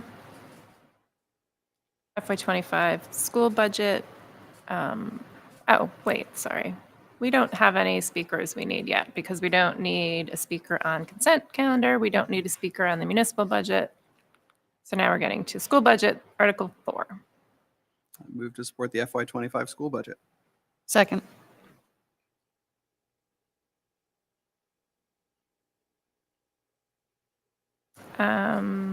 Further discussion on our school budget. All in favor? 7-0. We do need a speaker on our school budget. I'm Nominate you, Kate? to do it. I did it last year. I'm chair of the budget school committee, budget subcommittee rather. So am I okay to do it unless anyone else has a burning desire to do it? Okay. I will do that. Article 5, FY20 or FY25 Whittier Regional High School budget. There was some recent sort of wordsmithing of this article. Thank you, Tom. So this is not to approve their entire budget, is to approve our town's share of their annual operating budget and debt service expenses. So the number, you can read the summary quickly. But it's based on, well, it just tells you how many students are enrolled, but as we know, it's per the regional agreement. So the amount is down 7.9%. Do you know, or Tom, do you know, I thought based on the regional agreement, we've got a standard amount. Is that it's down 7.9%? Is it that their overall going into next year is down 7.9%? How would our portion be down? Our portion would be down because the number of students projected to be enrolled next year is down. Okay. But important thing to note on the regional schools, which is why there was a little bit of back and forth that I was obviously happy to help with. It's based on the prior year's enrollment. So as they project forward, they're using the enrollment count on October 1st of 2023 to base the FY25 budget on. Okay, thank you. That helps. I would move to support the FY 2025 Whittier Regional High School budget. Second. Diana?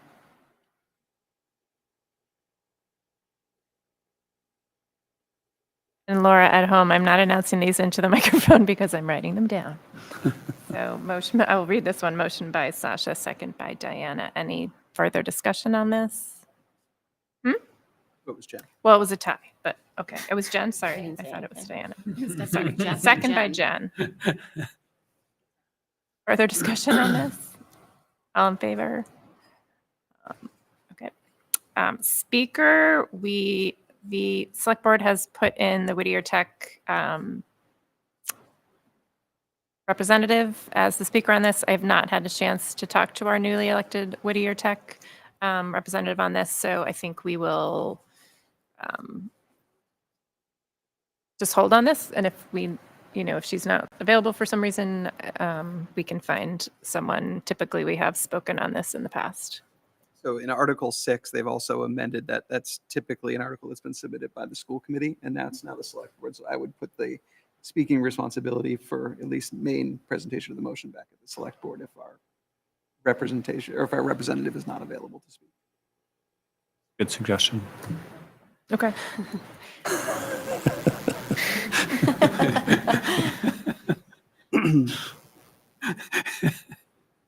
So we will not decide on that now. We will follow up, and if we need a speaker, we will find a speaker for that one. Did we vote on that? Yes. On 6 or? We voted on 5, yes. Sorry. Okay, thank you. Article 6, FY25 Essex County Technical Institute budget. This also had some wordsmithing recently. Thank you, Tom, again. This is different than Whittier Tech because we are not a member of Essex Tech, so we do not pay debt service capital expenditures. It's really per student needs, so tuition, transportation, and special education needs if applicable. So that wording was changed, and this is a placeholder number because we don't exactly know how many students quite yet. Their enrollment timeline is a bit different. I'm supportive of this one. I would suggest we ratify at town meeting so that we have the specific numbers. I don't believe you'll have the We the final typically- numbers of students that are attending. We typically end up, correct me if I'm wrong, we end up in the fall adjusting if the numbers are different. So we Okay, I'm always reacting kind to of, the could be changed prior to town meeting sentence at the end there. That's fine. I believe the number in here is a maximum. Right, so the number here of 22 would be the maximum in emailing back and forth. That would be the total number of students that have been, that have applied and been accepted to Essex Tech. Got it. So if someone chose not to enroll, If then- someone okay. chose Got it. not Good. to, the number would go down as based on what the actual charge would be. Okay. But this would be the max. This is also different than Whittier in that because we're a non-member, we get a number in real time. It's not the prior year's enrollment. It's the current year's enrollment based on actual head count. Thanks for clarifying. And I move. And that will take some explaining, Yeah, that's a good, yeah. Okay. So it's really up to 516. That's sort of the way. Yeah, that's helpful. Move to support the FY 2025 Essex County Technical Institute budget. Motion by Sasha, second by Jeff. Further discussion? All in favor?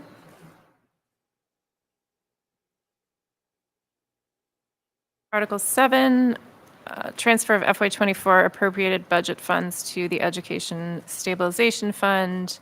This is an article that comes up every year. It is the transfer of unexpended funds for the current fiscal year that we end up transferring back to stabilization.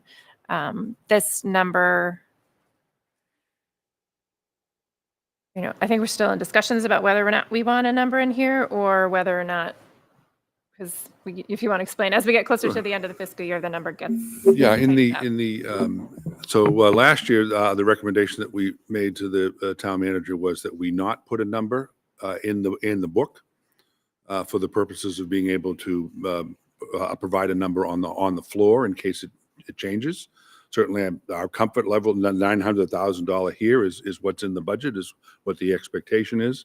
But last year, you may recall, when we're having the discussions at this point in the year leading up to the budget, we were talking about a potential for like a $2 million deposit. We're able to bring it up to, because we had another 5-6 weeks between now and town meeting, our ultimate deposit out of FY23 was $2.7 million. That's not to say that we couldn't amend it on the floor. So it seems this is what the town manager wants, but it's certainly not perfectly fine. It just is it's the specific number that's in the budget. So it's consistent with the school committee's budget. And similarly, I don't feel like we'd need to rat on this because I'm hoping we would be supportive of moving our own money into our own stabilization fund for future use, regardless of. Yeah, this is a little bit, we're moving funds between our own accounts. Accounting transaction, yeah. So it says that it requires a simple majority vote. Was that affected by the legislation that passed? I thought that was only for the purposes of appropriating money from stabilization.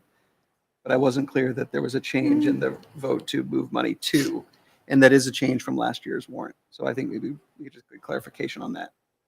So I think you're right, Jeff. My thought was that it still requires a 2/3 vote to put money in, but not to take money out.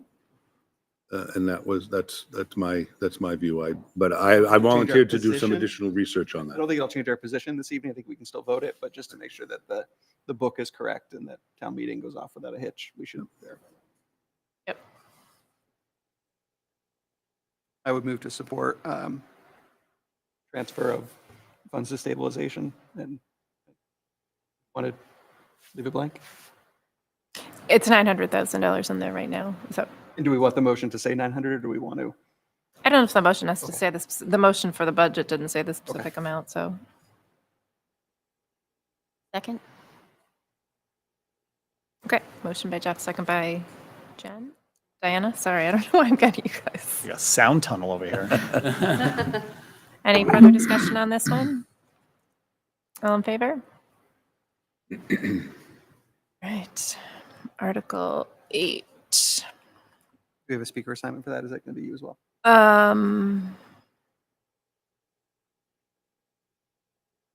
Be nice to have someone else. The speaker assignment for which one? 7. Moving money to the Education Stabilization Fund. So this is likely, Okay to do if I may, this is likely to prompt the conversation around the budget, the override calculator. It's likely to do that. Okay. I can do this one, Kate, if you like.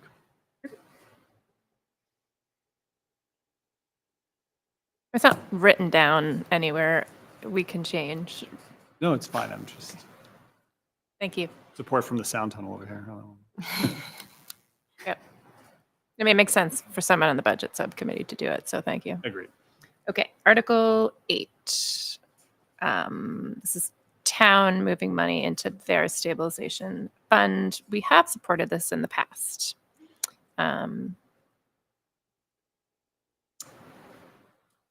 Or Article 8 for stabilization funding. Second. You sound very similar from over here. Any discussion on this one? All in favor? Okay, unanimous. Article 9, other post-employment benefits funding. We typically have taken a position on this before. This is, the town's funding its OPEB liability, which does benefit our retirees. So it does impact our employees.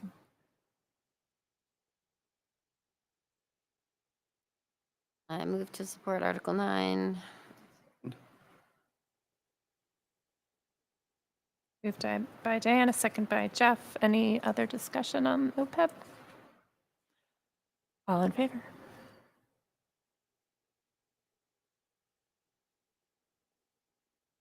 Article 10, annual capital plan.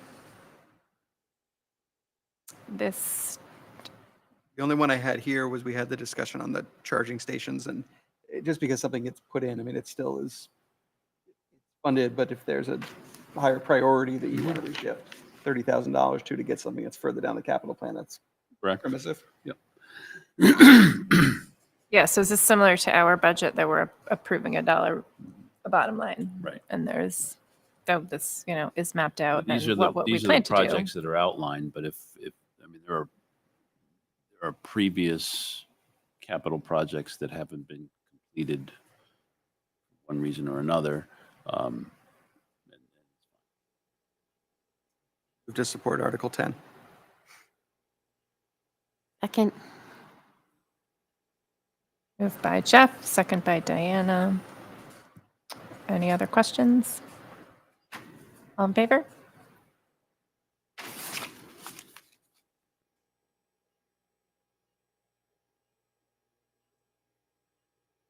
Okay, so now we get into Article 11, some zoning articles.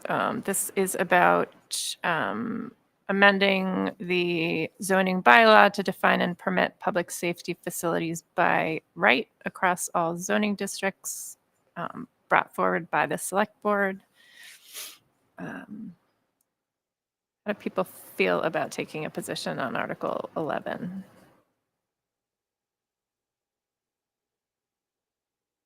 I think we typically don't take an opinion on zoning articles. Is that true? We typically don't, yeah. It really directly affects us. Would be inclined not to. Agree with that? I agree. I would echo that. Okay. So no position on Article 11. Article 12.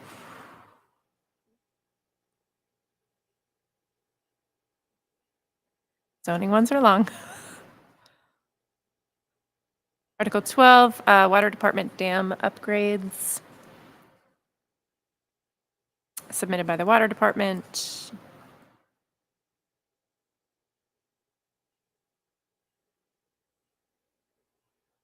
I don't see this as being related to education or schools. I would also be inclined not to take a position. I agree. Agreement. All right, no position on Article 12. Article 13, Water Department well upgrades submitted by the Water Department. Maybe just in interest, I would say the same would apply to, is it 12? What did we just do? We just did 12. Okay, so I would say 13, 14, 15, 16, those are all water, 15 are all water. 15. 16 is leash law.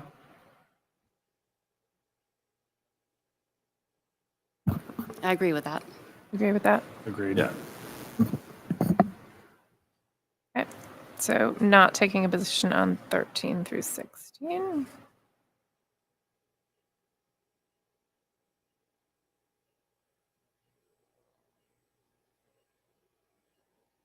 Okay, which brings us to Article 17, replace the general bylaw with a new,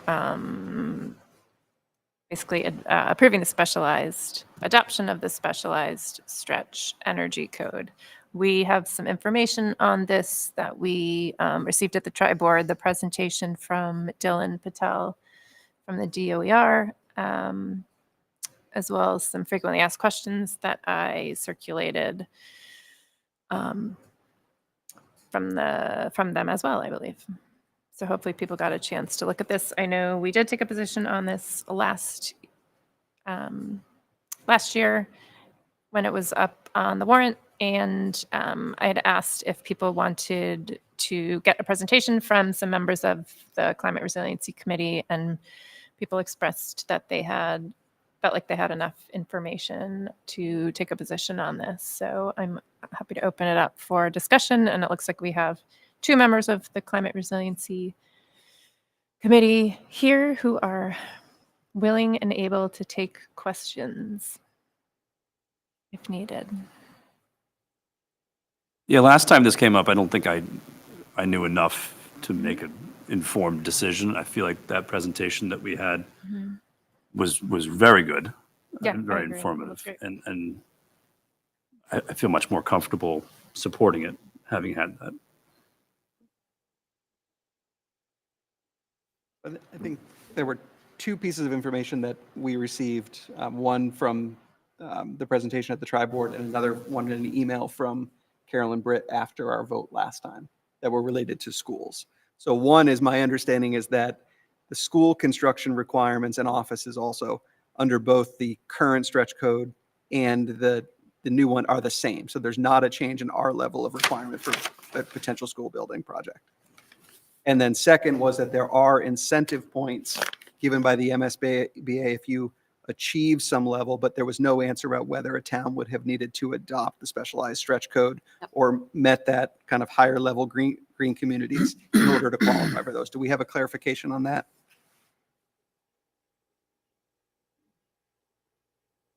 So we got some nodding on your first question. Yeah.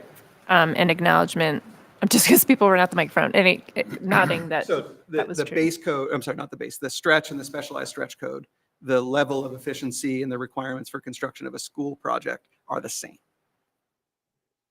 Shouldn't change one way or the other. For the specialized stretch code, which applies to new construction, the requirements are higher, or energy efficiency requirements are higher if you are proposing a building that has mixed fuel, which means that you have, say, natural gas in the building. But if it's a fully electric building, there's really no additional requirements under the specialized stretch code. Does that answer your question? Let's look up the clarification email we got last year.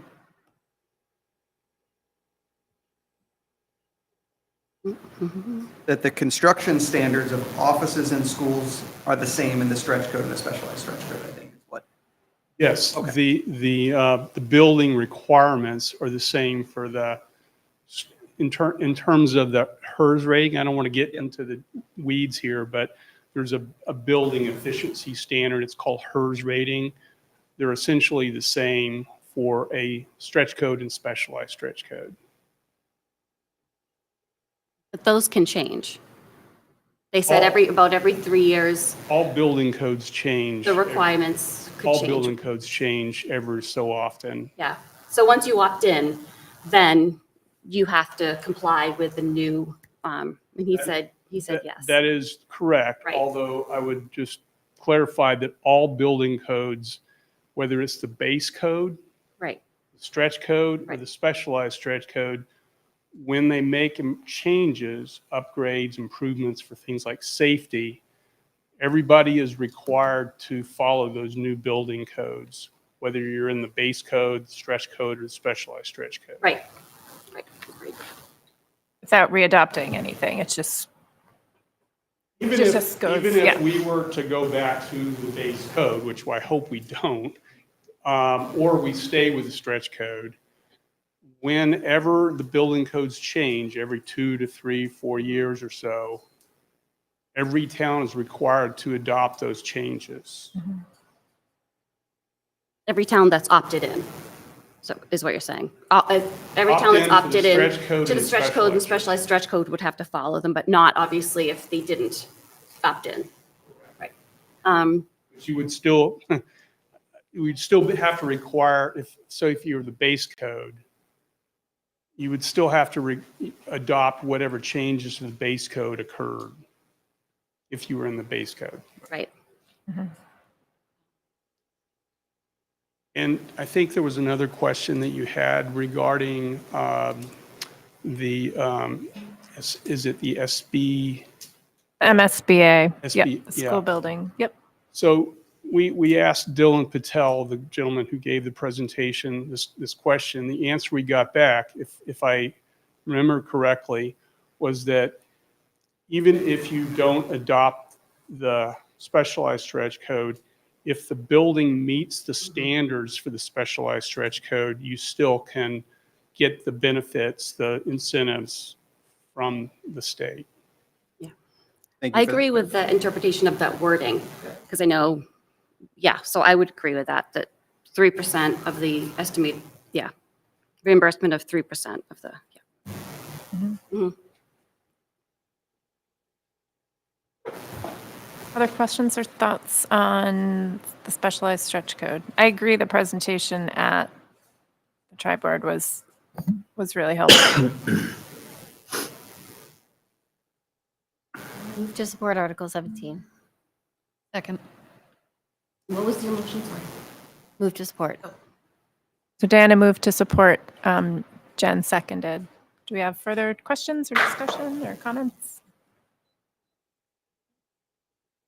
Okay, all in favor? Opposed? Okay, so it looks like 5-2 recommend.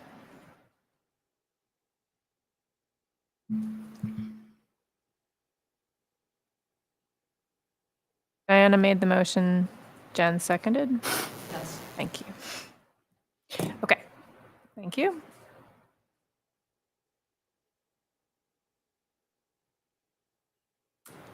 Article 18, so it looks like we're into citizen petitions, which we tend often not to take a position on, but Where 18 is directly related, I'm sorry, is it 18? Mhm. To 17, it does make sense to take a position. You know, we had enough information to, I should state, part of my reason for not supporting the last one is I don't know that the school committee needs to take a position because it doesn't change our level of commitment to doing an energy efficient building. It doesn't impose any additional requirements for us, and we don't leave any money on the table. That being said, since I think there was an inclination to vote for the previous one, I think we should take a position on 18.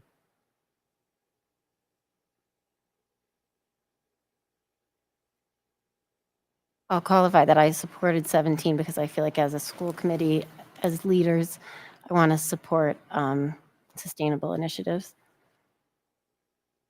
I move to oppose Article 18. Second. Okay, so we have a motion on the table from Diana to oppose or not recommend Article 17, second by Jeff. Do we have other? 18, sorry. 18. So we To have a not motion on the recommend table from Diana to oppose article or not recommend Article 18, seconded by Jeff. So a vote in the affirmative is to oppose it, just to make sure I'm voting the right direction here. Right. Yes, good point. Maybe just for the book, we should actually do it the other way. Would you amend your motion to support? How do I do that? Do you want to do it? I would move to amend the motion to and move to support approval or recommendation of Article 18. The second on the motion to amend, which was not very clear, so I'm sorry. Maybe it's easier to just withdraw it and make a new one. I'm trying to think about how they're worded, So you like in the book. approve the appeal If you made of a, the stretch code? Is that what? you're suggesting make the motion to approve 18 Yeah, and we would vote. yeah, because that way that when it says school committee recommended, it would be I 0 see. to 7 or 4 to 7 to 0 or 4 to 3 or whatever it would be. That makes sense to me. Okay, can someone repeat the motion then? Because I'm not clear. And I'm sure if I'm not clear, Laura's not going to be clear at home. I'll withdraw my initial. Okay, so Diana has withdrawn her motion. Maybe Jeff can make a motion. Draw your second. Two. Start again. Motion to support Article 18.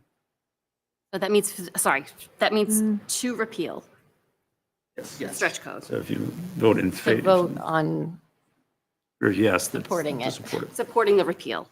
You're Yeah. voting to vote on supporting the appeal. Oh, okay, we're one I step am back. not following this. Your motion to me made it seem like we're supporting repealing the stretch energy code. Then That was we're the not original gonna do motion, it. but I think that then our vote as it's put in this book is not going to be clear.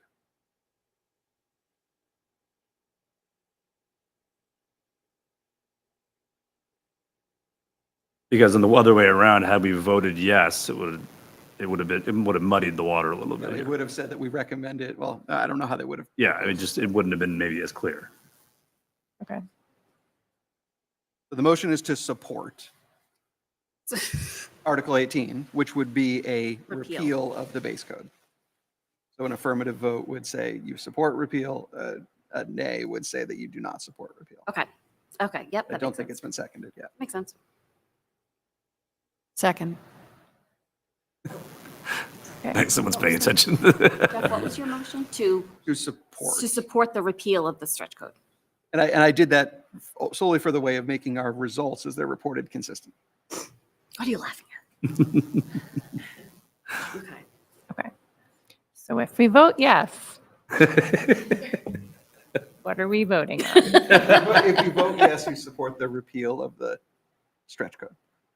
If you vote no, you are Don't against the support. repeal. Thank you.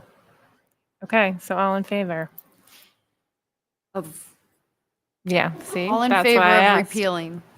All in favor of this. repealing. Oh, okay. So you want to repeal to the base Yes. code? Okay, Yes, to affirm the repeal of the stretch code. okay. So opposed? Okay, so that is 1 to 6 to not. Got it. Sorry about that. Good night, Jimmy. That mental exercise was too much Guys, for Jimmy. These double negatives get me That every was time. We chased like, him out. my mind was bending, and I'm glad I wasn't alone. That makes me feel a lot better. Enjoy that.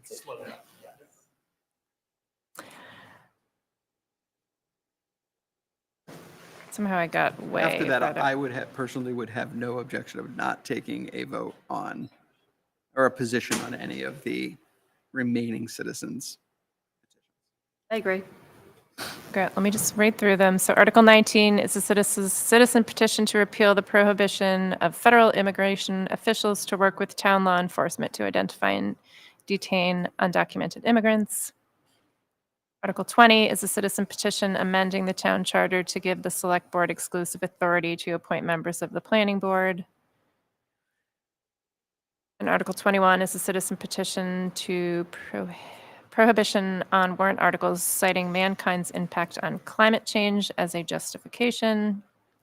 And Article 22 is a citizen petition evaluation of the ELD governance structure by the Government Study Committee.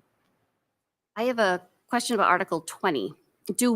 Are we involved with the planning board at all? I mean, is there a connection there? I'm sure I should know this. Does the school connect with the planning board to anything? Not in that my we would- experience, no. If we were to do a Okay. project, it would need planning board approval either in Right. special permit or So that's the- site plan review. So I'm wondering if that is a connection that we should vote on, a reason that we should vote on it. Because it's a entity that we have to, or a group, that we'll have to deal with in one way or another. So I would think we should vote on it. I don't know what it. I would think if there was something to vote on with the planning board, if the planning board was doing something related to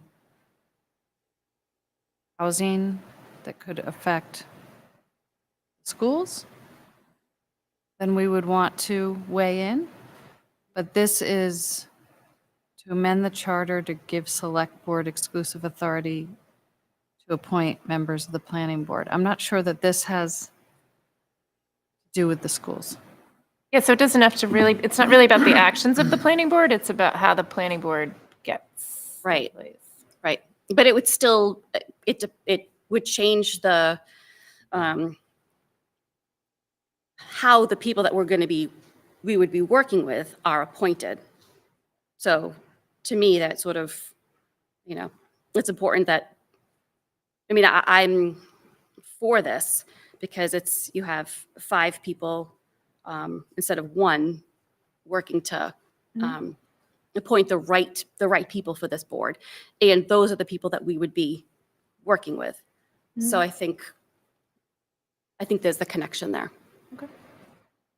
Do we want to sort of do a straw poll on whether people feel like we want to take a position on this as a school committee? Yeah. Who thinks does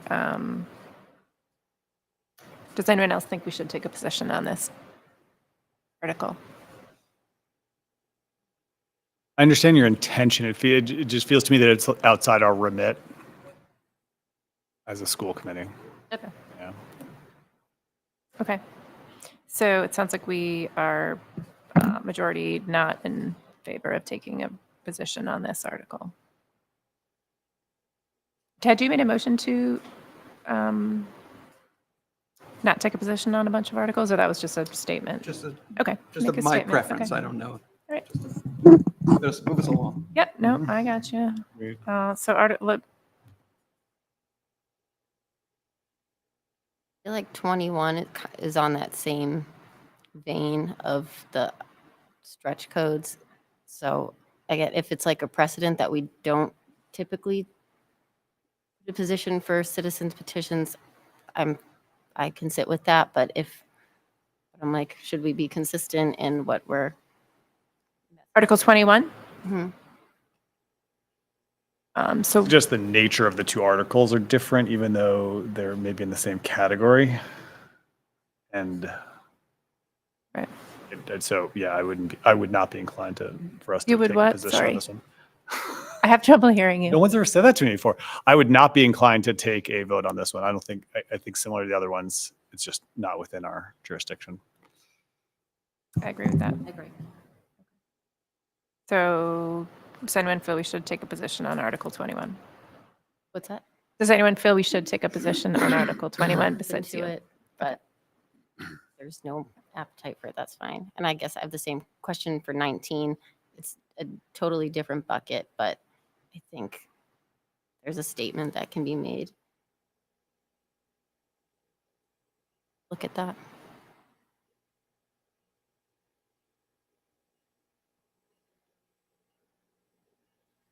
I guess I know how I feel about those. I just don't know if it's related to us. Right. Yeah, and we're all voting We're voting citizens individually. when we're Right. at town meeting. Right. So this is, do we feel like we need to take a school committee position on this versus obviously everybody has personal feelings about all of these articles, as we should.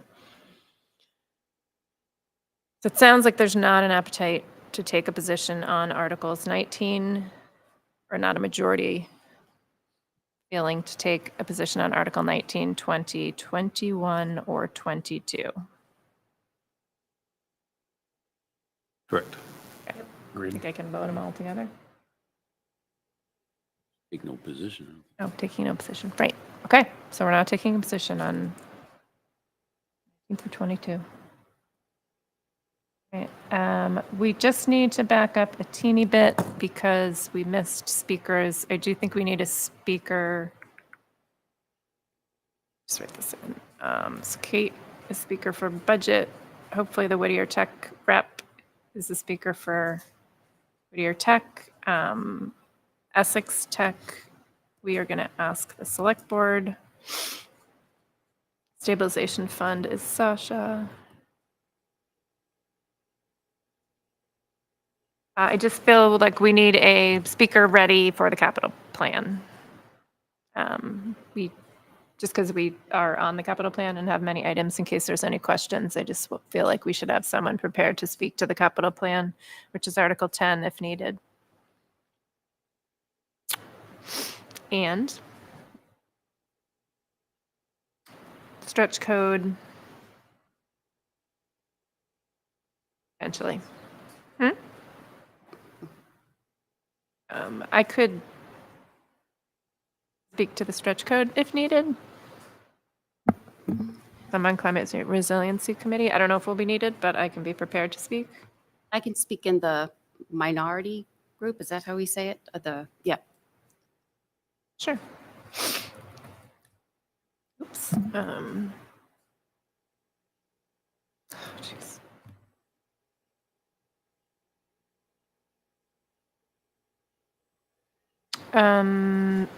Anyone feel like speaking to the capital plan? If needed?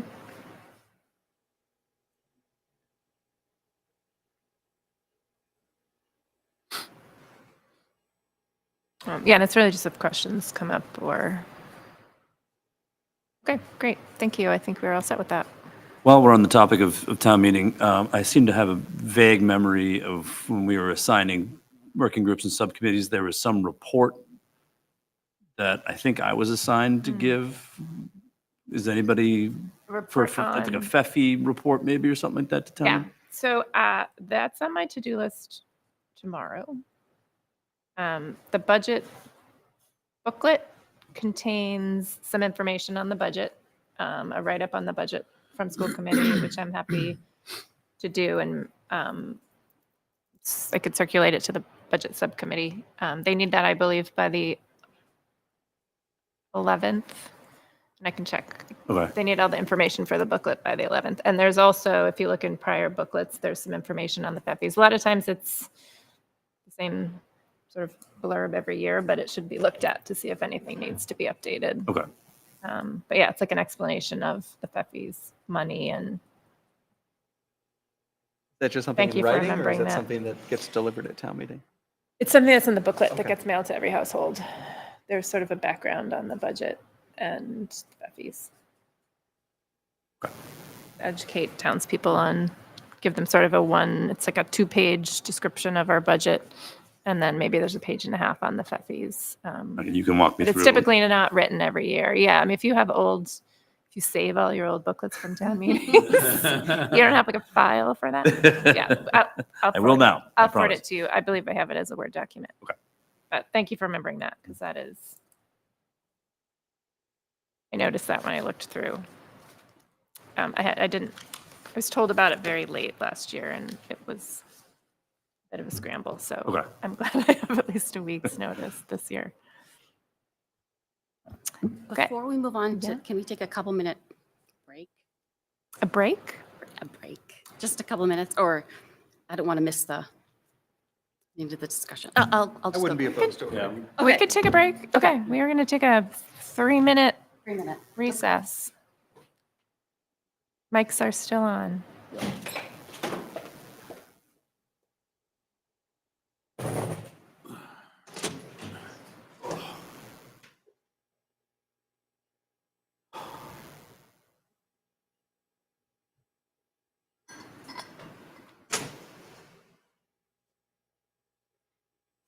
We'll resume at 9:15.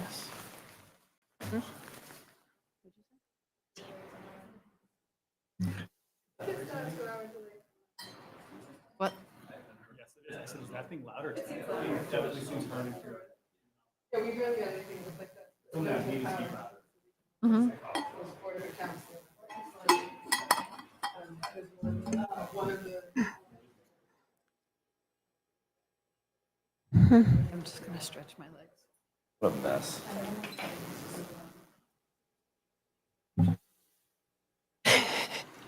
I love it, but I'm kind of. Every time it passes me, so I think you're just constantly. Upgraded.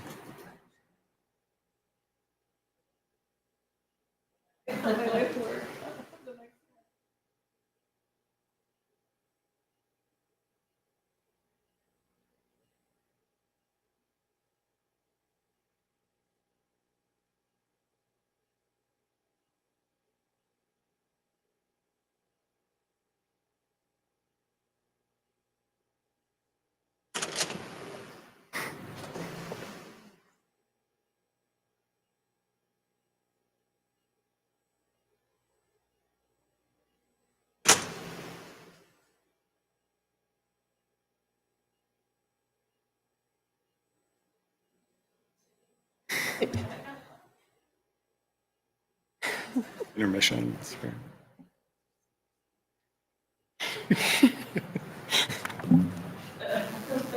I know. Keep going.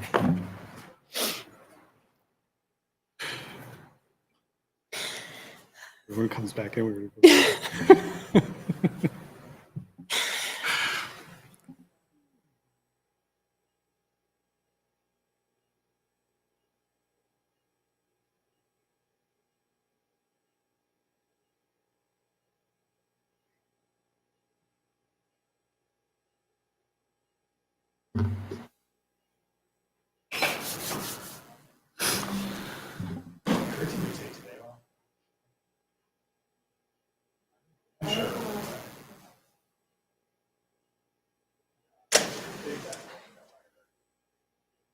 I want to talk to New Hampshire.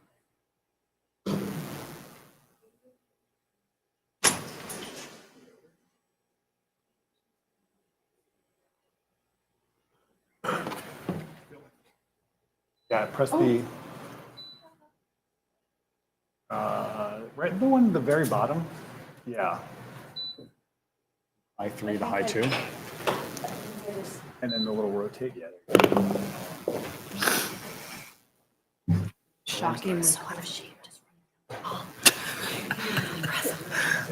Not exactly running in shoes that are meant for that kind of activity. Give yourself a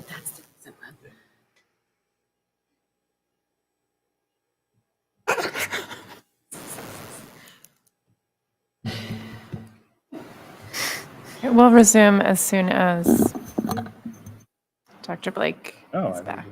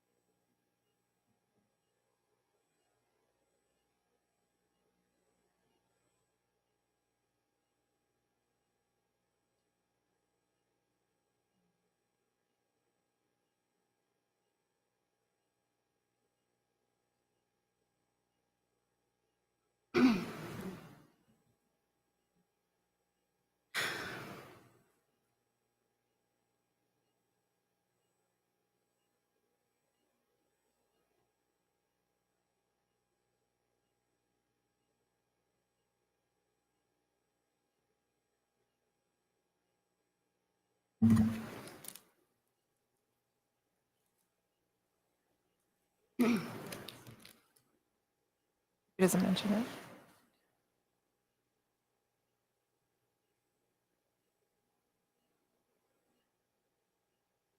Sorry. We're on now it's been a 5+ minute.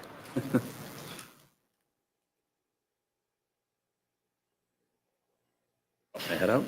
Hmm? Are they out there? Oh. What?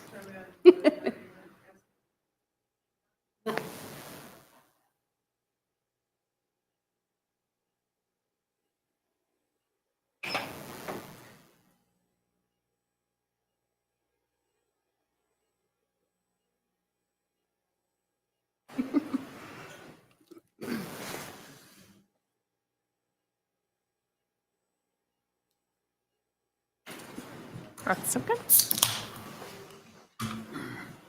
All right, we're back in action. Thank you. 5-minute break. Okay, we are back to agenda item F, which is discussion and potential vote on SOI submissions. Yeah, last time we met, there was a procedural question raised about the process. We received clarification from the MSBA. The facilities group met to discuss how best to proceed. What we're recommending is how to best proceed to best position ourselves to be accepted by the MSBA, specifically to get funding for the elementary schools. Our recommendation is to indicate our intention of how to move forward. In our previous conversations, it was very much about the need. We want to go above and beyond that and also talk about how we plan to proceed. Our recommendation and the updates that we've made is to select Doyon as the priority school. And we've communicated in the SOIs the intention to study a consolidated school building at Doyon and recommend that we proceed that way. Before I get to the specific vote, I just want to say for people that have been watching, particularly this one, I think gets a lot of attention. I've been watching the meetings, reading about it.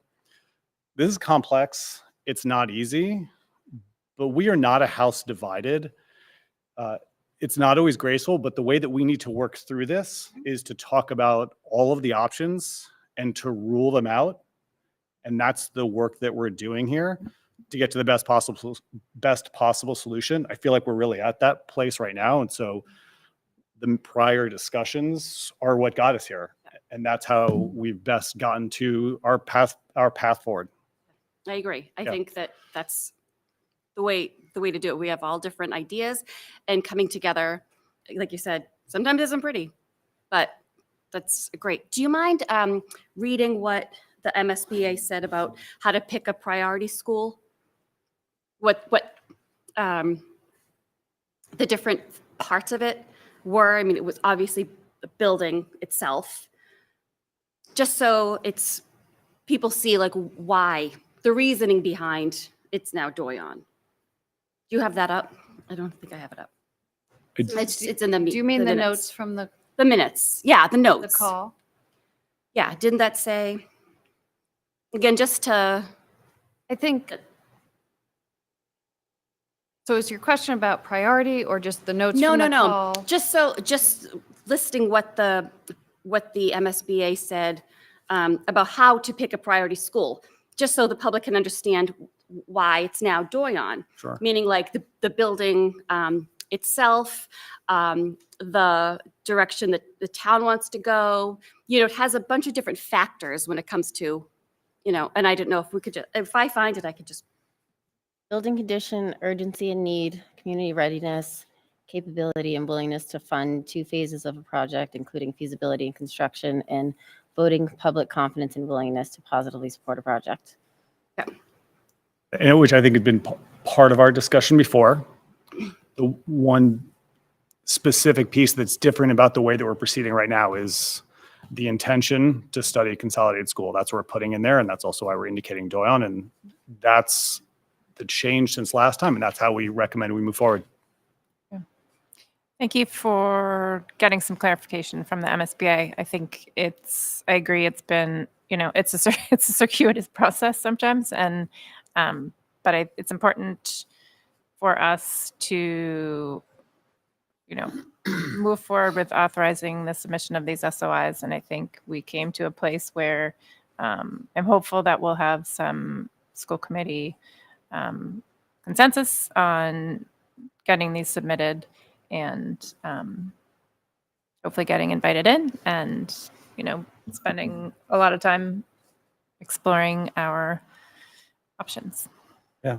In the folder is the language for the motion. Again, it's lengthy because it's given to us specifically from the MSBA that I need to read in. But before I begin on that long adventure, any last questions, comment? Yeah. Yeah. So the wonderful that's now Doyon, it makes sense. The plan, it says, doesn't say anything about the two school option. It just says intends to study consolidated school at Doyon site. Ideally, any consolidation will be configured in a campus style, as you know.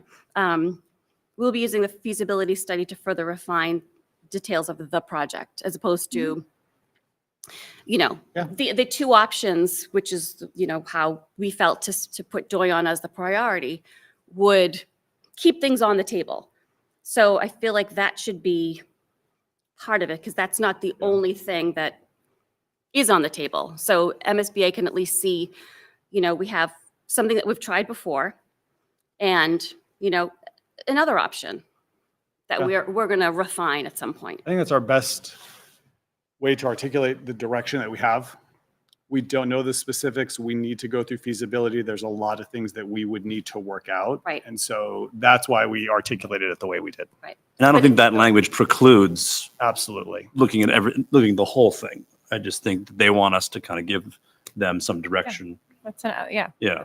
an SOI project intention, which is not a commitment. It's, Right. it's Right.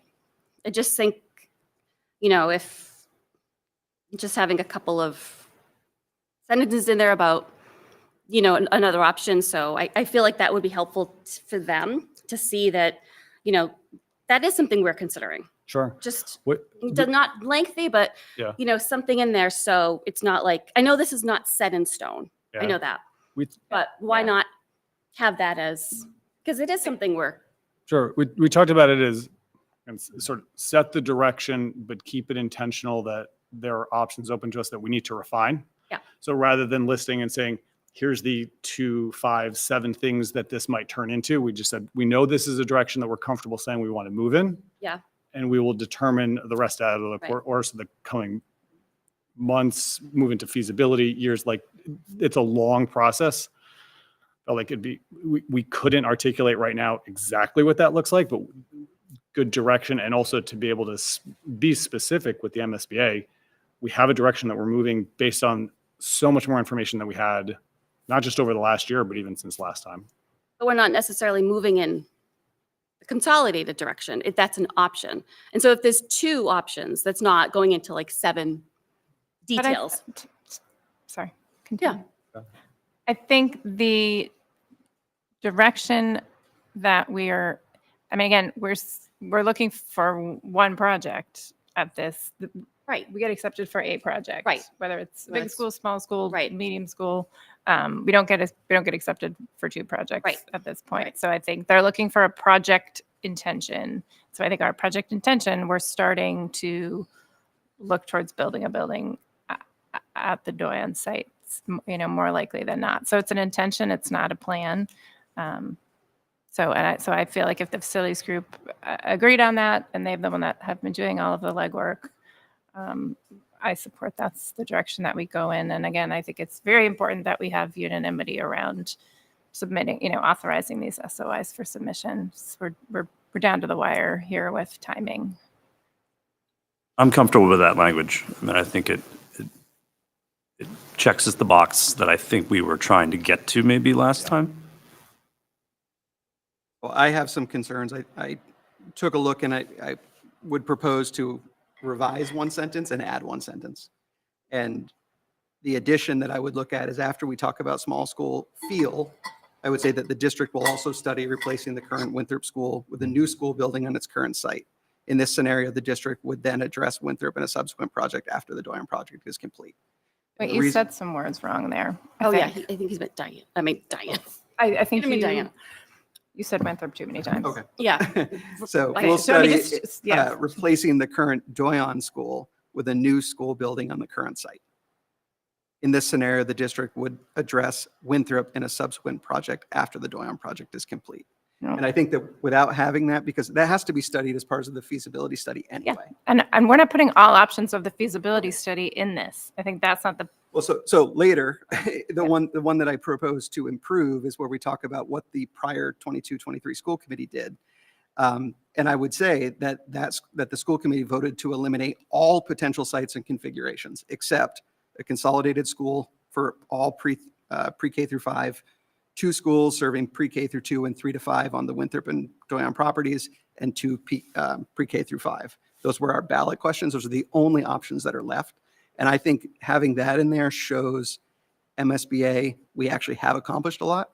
That's all we got on the table, and that's what we're going to study. And those are the 2 ones that I think make this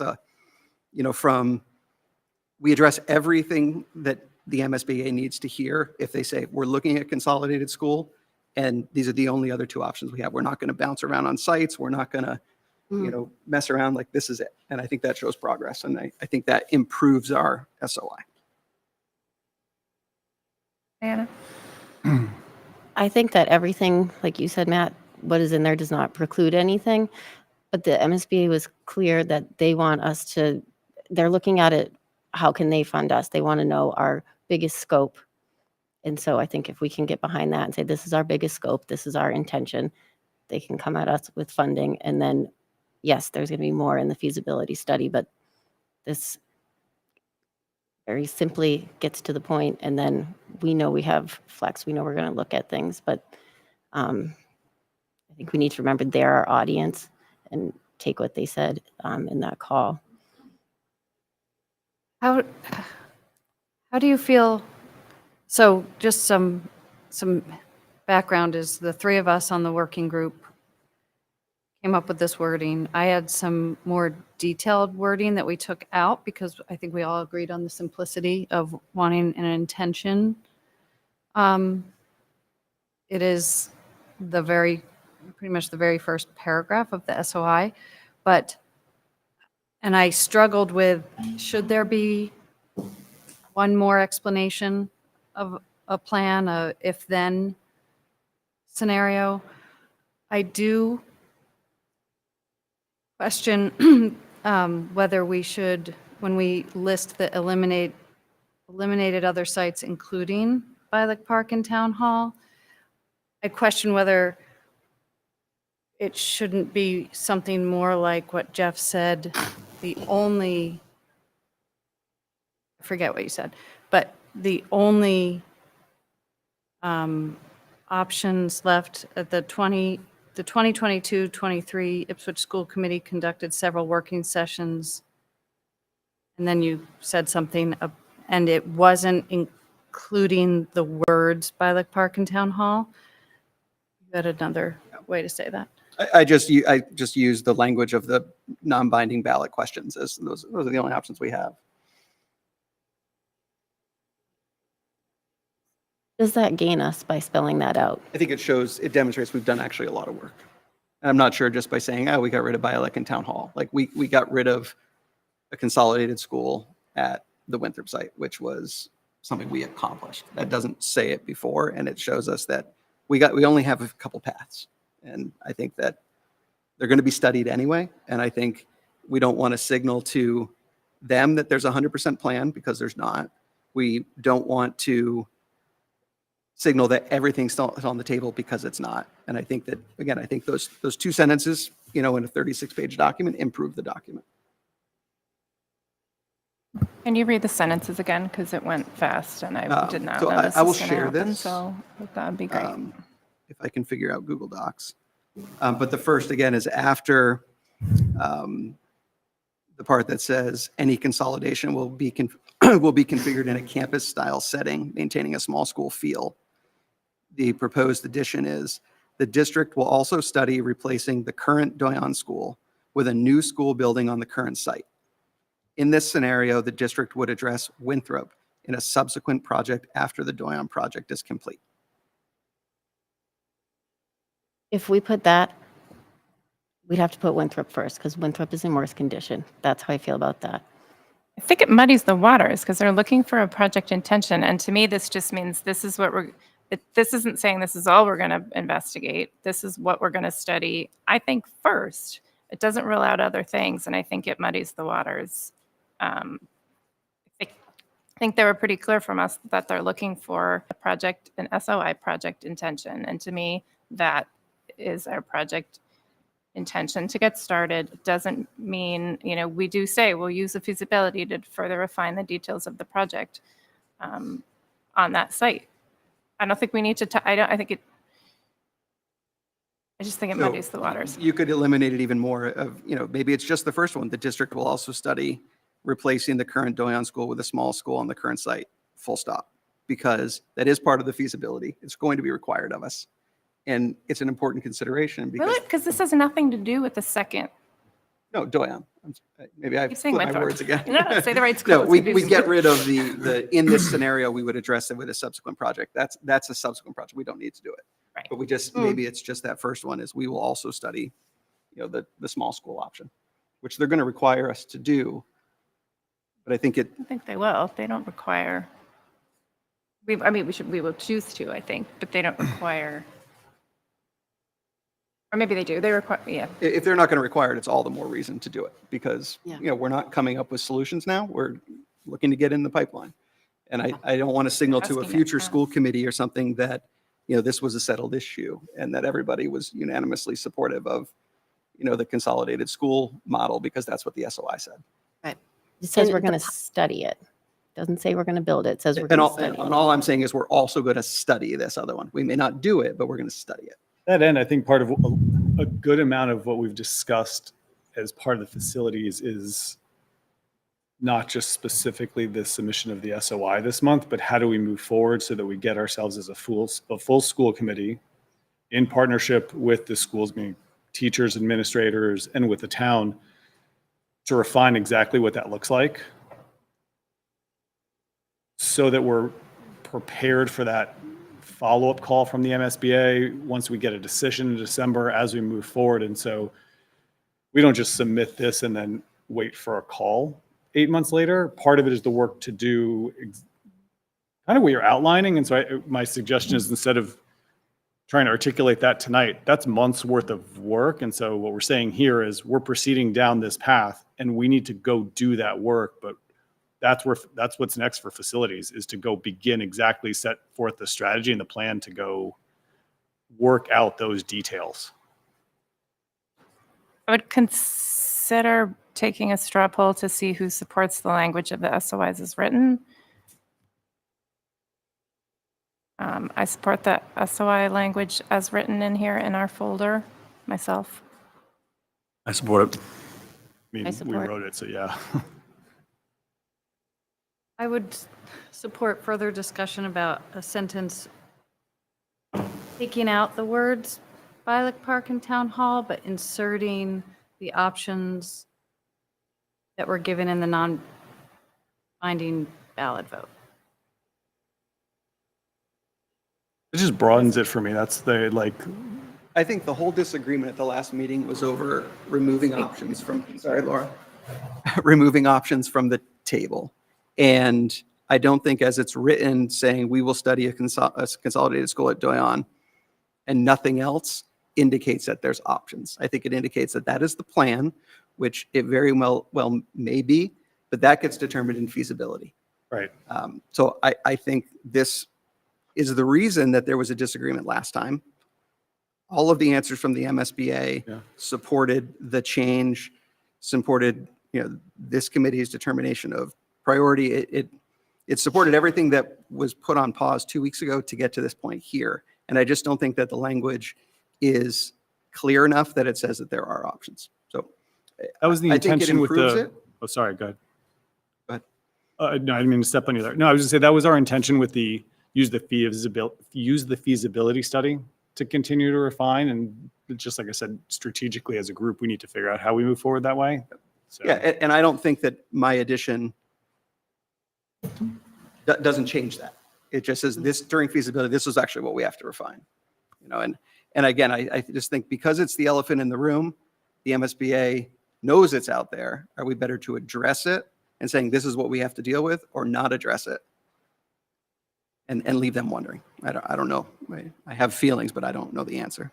Playing this game about like trying to work the end game into the SOI, I guess, because Jen, what you were saying is like, oh, if you built not a current enrollment Doyon, you built a bigger pre-K to 5 at Doyon, there's a good chance you're going to be taking some Winthrop students to relieve the overcrowding there into Doyon, which is still consolidation, which is still what is said in the intention. Does that feel right? I don't know what the enrollment of any school is going to be. So we have 4 people who support the language in the SOI as written. So I would recommend we move on to the vote to authorize. Matt, would you consider what I was saying about the last sentence of the second paragraph, if you're looking at it, for the 2022-23 Ipswich School Committee conducted several working sessions, and instead of eliminated other sites, including Billiken Town Hall, but to list the other options that were shown to the town for the non-binding ballot vote, because I feel like that. Would you put the one, when we just list the one that had the majority support, You're going to do that? Just say which one the town voted for. I would do that. What you're suggesting, Sasha? Shared the proposed language that I had put by email. I didn't put it in the Google Doc, so I'm sorry. But if we have the majority of the committee that supports the language as written, I don't know if we need to keep discussing this. I don't know. Are you making the motion, Sasha? Possible, but it would be great if we could all come up with a decision on I thought we what is did. appropriate. I don't know if it's possible, but if the public sees the wording, it's going to, without our discussion, of this, looks like the intention is to consolidate the school. I mean, that's because that's the only thing that's listed. And, they could just say like, oh, that's what we're doing. And it could frustrate people. It could get people excited or could, so then I think showing that there are 2 options are showing that we have done studies and that these are 2 of the most viable options. So I think it's important to have. This is a application to a highly competitive grant. That's our reader. That's who we're writing this for. Right. We can explain this all to the town, but we need to show the MSBA what we are likely looking at, which is going to likely involve some form of consolidation, whether it's 100% or relieving some overcrowding. Yeah, I think what gives us the best chance to get in while maintaining the most options has always been where I come down on this. I think this language does both of those things for me. I mean, adding more to it, I think is unnecessary at this point, because that's still possible, right? But getting in the door, I think, is what we have to do with as many options as we can. We don't need to kind of display them out, I don't think, for MSBA. I don't actually think that gets us to a better place. Is this the plan that was not approved by the town, that consolidated at the Doyon site? I don't understand your question. I'm sorry. You mean last May? No, was it 2018 or whatever, that we were accepted and then it went to the consolidation at the Doyon Failed site? by 38 votes? Right. It's the plan that's Yes. had the most consistent majority. Yes, but I Supported mean, by to 6 MSBA, that's 6% still of the town. failed vote. So I don't know if having,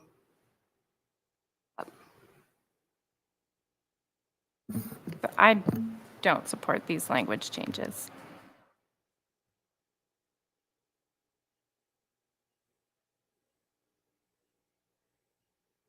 Any other thoughts before I go to the motion?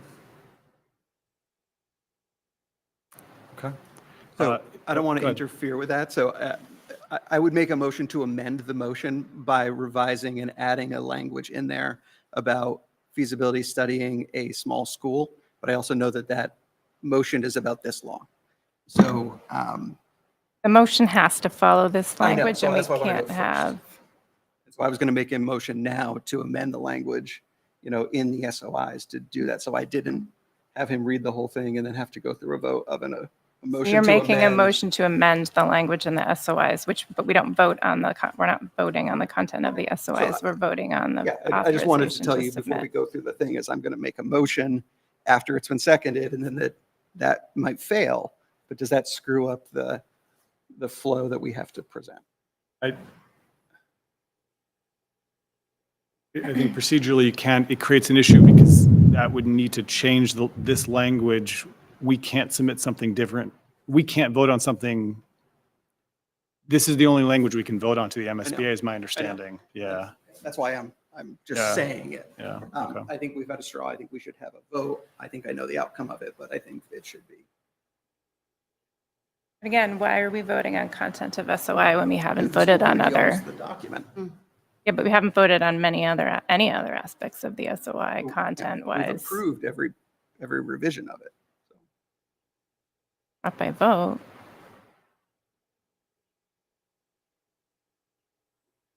Well, I think this is a new thing that we just learned that it is the school committee's document, so that's new at this meeting. So, in terms of the content, it hasn't been something that we've really been able to, or approve any changes because, we're told it was, Dr. Blake's document. So this is the first meeting that we realize or that we've learned that it's the school committee's document. So I think that changes, the procedure on what it is in terms of voting or amending or. If we want to take a vote, I don't think it would be an amendment to that vote. I think it would be a separate vote because it's different. Because this vote is to authorize submission, and you're talking about. And I would amend it to authorize submission subject to revisions to be made prior to. I do that. I mean, we risk not having the vote to authorize be valid because they That's literally why, give us the and that's why ballot. I'm saying I would just like to make that motion beforehand. I assume it gets defeated, and then Sasha can read the motion so that it clears the deck for that. Okay, fine. Let's do that. Just think about how that looks. Just in general for a second before we proceed. Exactly. No, a formal vote is a little bit different. I understand the intention. I'm just, let's think about that before we proceed. I've stated I don't agree with that process, but how do I others won't make it feel? because I know the outcome. I just want to make sure that because we didn't see this language until this morning, I just want to make sure that it was, fully considered by everybody. And there was a thing, but I'll take everybody's word that it's been fully considered because I believe that you've all done so.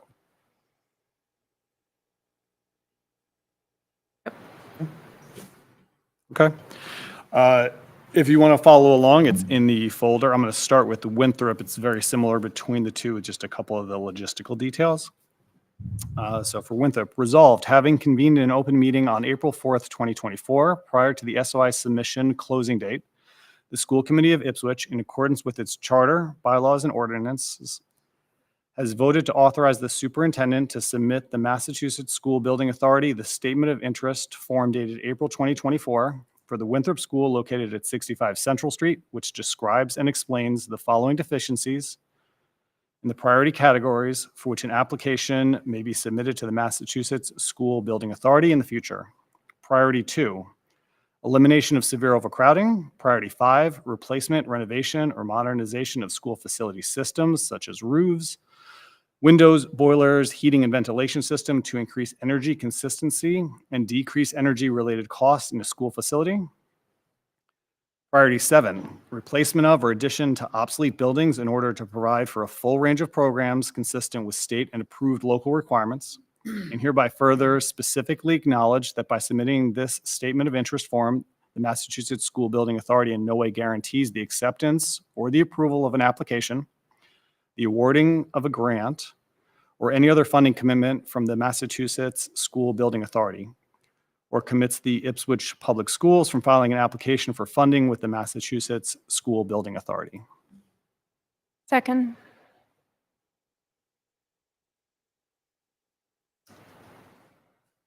All in favor? 7-0. Do you want someone else to read the second one? No, I'm going to keep rolling. Okay. Great voice. Thanks, Matt. For Doyon, resolved, having convened in an open meeting on April 4th, 2024, prior to the SOI submission closing date, the School Committee of Ipswich, in accordance with its charter, bylaws, and ordinances, has voted to authorize the superintendent to submit to the Massachusetts School Building Authority the statement of interest form dated April 2024 for the Paul F. Doyon School located at 216 Linebrook Road, which describes and explains the following deficiencies and priority categories for which an application may be submitted to the Massachusetts School Building Authority in the future. Priority 2, elimination of severe overcrowding. Priority 5, replacement, renovation, or modernization of school facility systems such as roofs, windows, boilers, heating and ventilation systems to increase energy conservation and decrease energy-related costs in a school facility. And priority 7, replacement of or addition to obsolete buildings in order to provide for a full range of programs consistent with state and approved local requirements. And hereby further specifically acknowledges that by submitting the statement of interest form, the Massachusetts School Building Authority in no way guarantees the acceptance or the approval of an application, the awarding of a grant, or any other funding commitment from the Massachusetts School Building Authority, or commits the Ipswich Public Schools from filing an application for funding with the Massachusetts School Building Authority. Second. Jen, Diana? Jen. Second. We need to record all this, so all in favor? That was a motion by Sasha, second by Jen. Thank you. Okay, thank you. Negotiations update. I don't have much to report, except we met on March 27th. It's another good productive meeting. We are moving right along. We are trying to meet every 2 weeks, and I think we're doing a good job sticking to that schedule. So yeah, I don't have much to say other than we are making progress and moving along. We meet next week on the 11th. Also wanted to spend a little bit of time reviewing the superintendent evaluation process and timeline of the review. I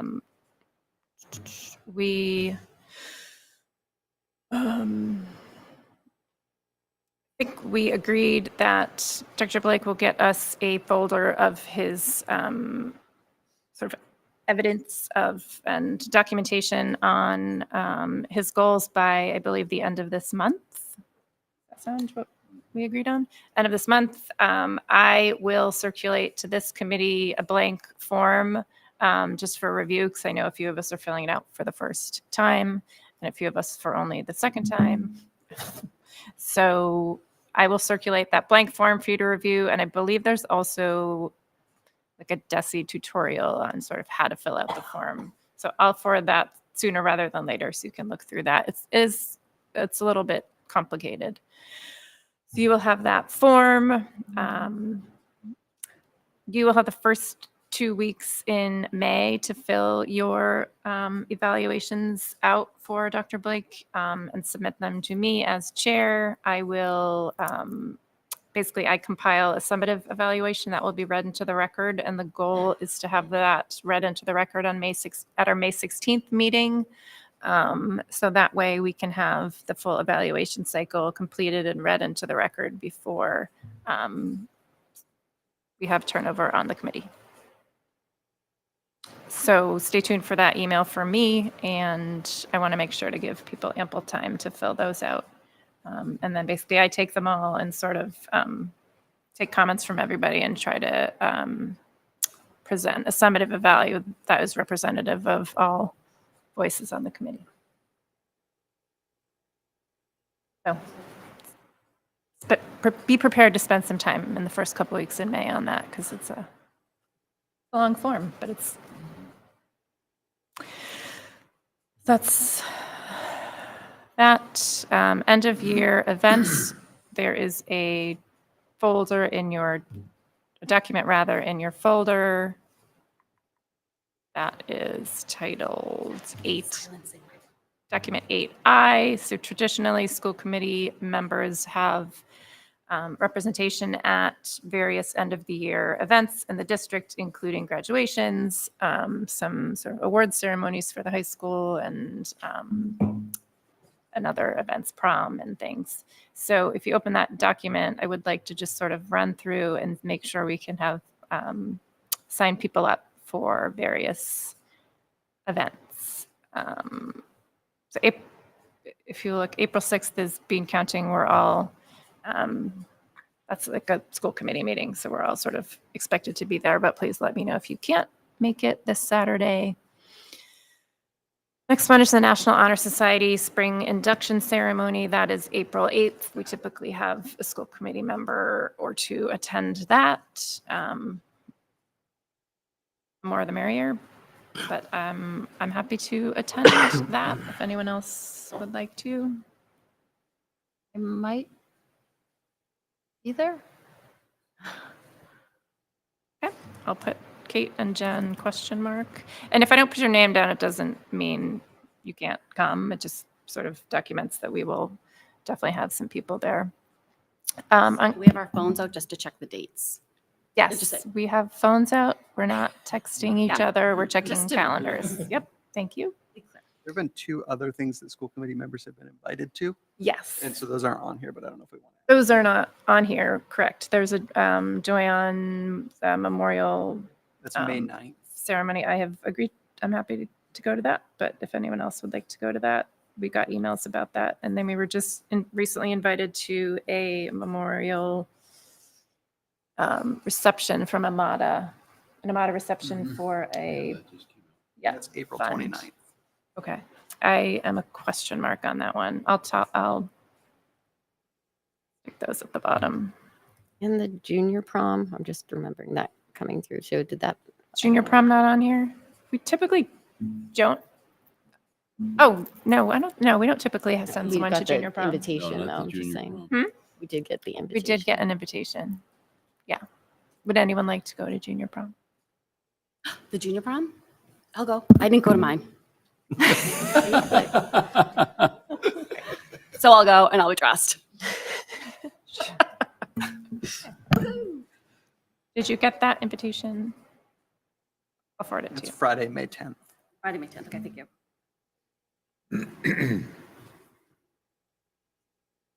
You said Friday, May 10th?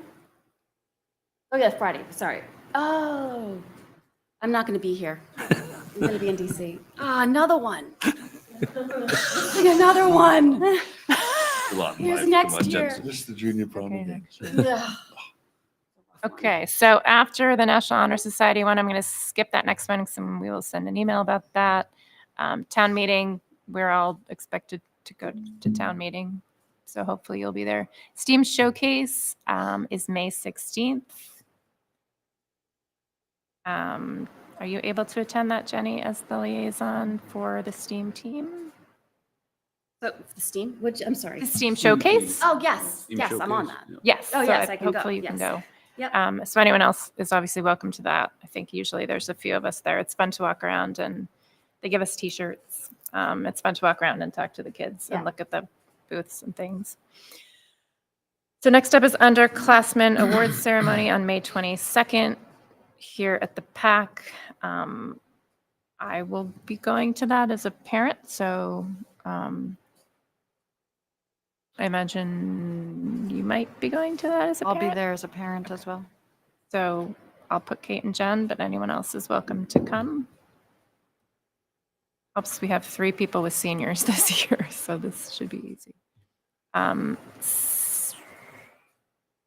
So senior prom, we are involved in promenade on the steps of the Crane Estate.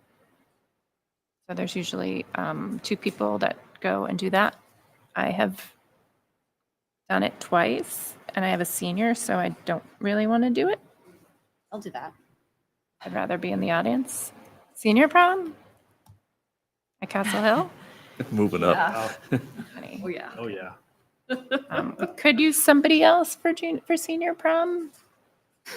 That'll be a fun Thursday. It's fun. Typically, you're there for the promenade. The folks, school committee members haven't stayed the Can whole we? night. They You can. Okay. Yeah. And we can dance.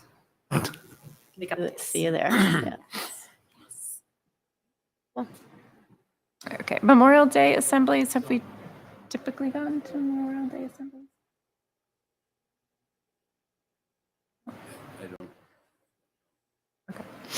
don't. So Memorial Day assemblies aren't on there. If people would like to go to their respective schools, you may, but we typically haven't had a required presence there.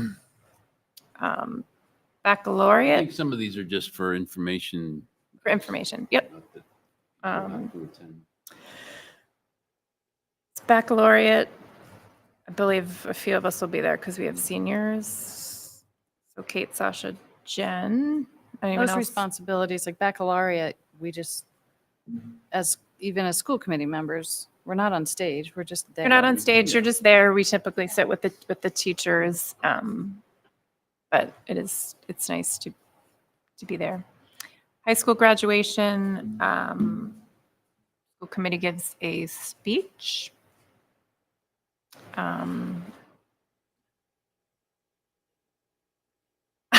I'll be there. I mean, I think Jen, Sasha, and I will be there, so we can discuss if we want to be there as parents or in a school committee capacity. And who, Share, I think. My box of tissues. I know. so yeah, typically school committee chair gives the high school graduation speech. I need to just check in with a certain 18-year-old about that and I'll get back to you. But I will be there. Beach Day is sort of for your awareness. Grade 8 graduation, we also typically have a brief speech. I did it last year. That's Jen did last year. Give a speech? I liked it. Gave a little speech. Yeah, and you were on stage and you handed out Yeah, certificates. I didn't realize I was handing out certificates too, but that was fun. I'd be happy to do it again unless somebody else wants to do it. It's a very nice event. I like to give speeches. I think that's great. It was short. I think I went, but You were in the audience. I was in the odd. Oh, I had an 8th grader. Yeah, Oh, yeah, okay. That's You why were- I was there. You were a parent. So I will put Jen down for or grade 8 graduation.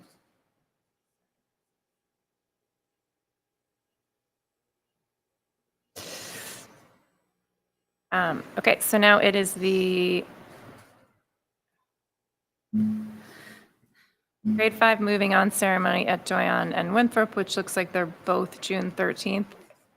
Typically one's in the morning and one's in the late afternoon. Doyon typically does late afternoon. Winthrop typically does morning. I can do Doyon if it's afternoon. Okay. Yeah, 'Cause it's I'm in fun. finals that week, so I wouldn't be able to do the mornings. Okay. I mean, it's not, it might be 4, I don't know. Yeah, I can still do that, yeah. It's probably on the district calendar. Okay. Anyone interested in grade 5 Winthrop? Oh, you have grade 5 Winthrop? Or no, you're grade 4. Grade 5 at Winthrop. You have it next year. What? You have it next year. Yeah. There's not you don't have to make a speech or anything. You just have to. Oh, but he's not on. Oh.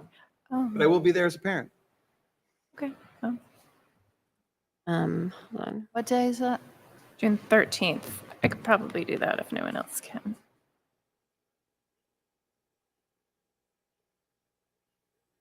I can I can do that.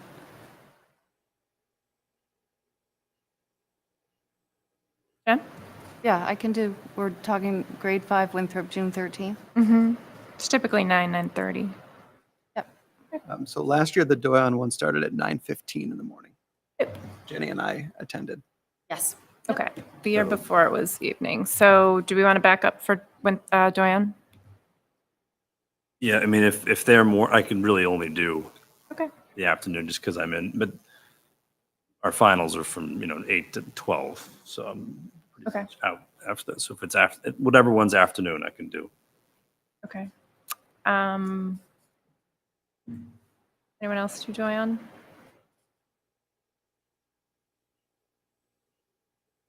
I can do it. Yep. Okay. I think that's it. And then there's the Amada celebration here.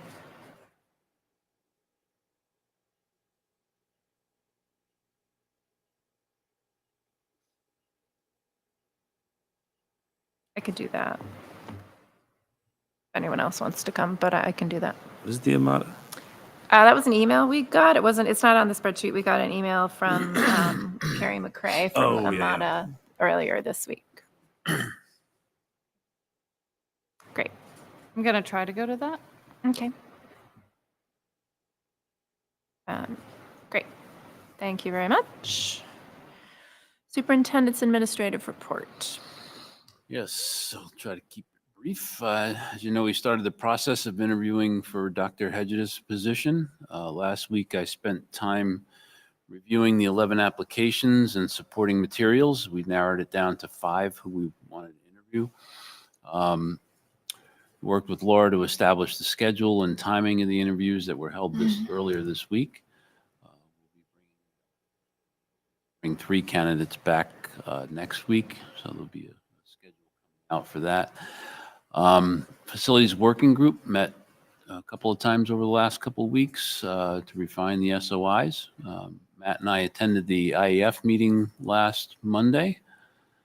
Our admin team last week focused on the end of year planning in terms of budgeting, schedules, and events.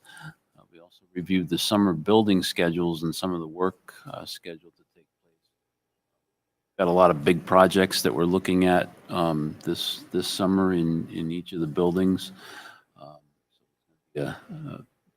Scheduling nightmare to get everything done and make sure the buildings are all cleaned and squared away for the beginning of school next year.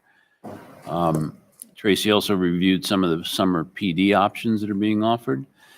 I had a phone call with Stephen Crane, the town manager, regarding a proposal from Ipswich Aware to help identify how to use the opioid settlement funds through a needs assessment. Participated in the last race equity, diversity, and inclusion session that I'm part of, focusing on another problem of practice. The program concludes next week with a full day where we'll be sharing out our learning, and that's over in Marlborough.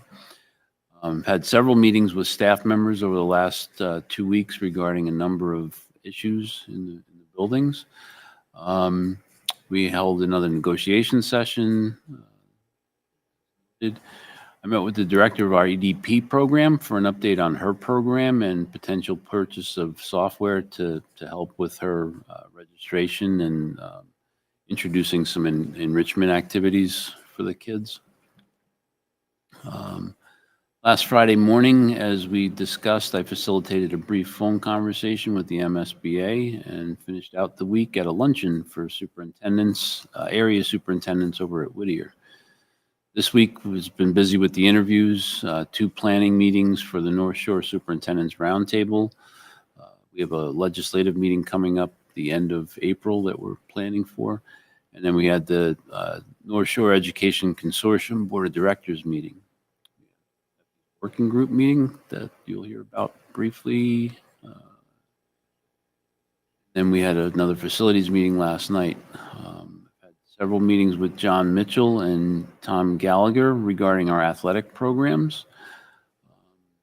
And then today I had an executive board meeting for MASS that was held virtually for the weather.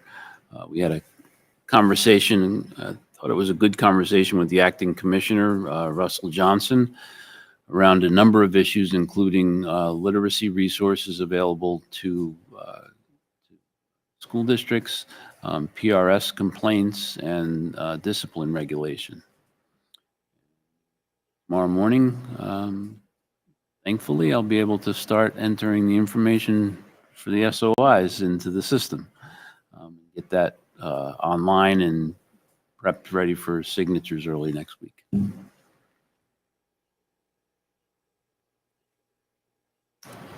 Questions for Dr. Blake? I have one addition I hope you can talk about.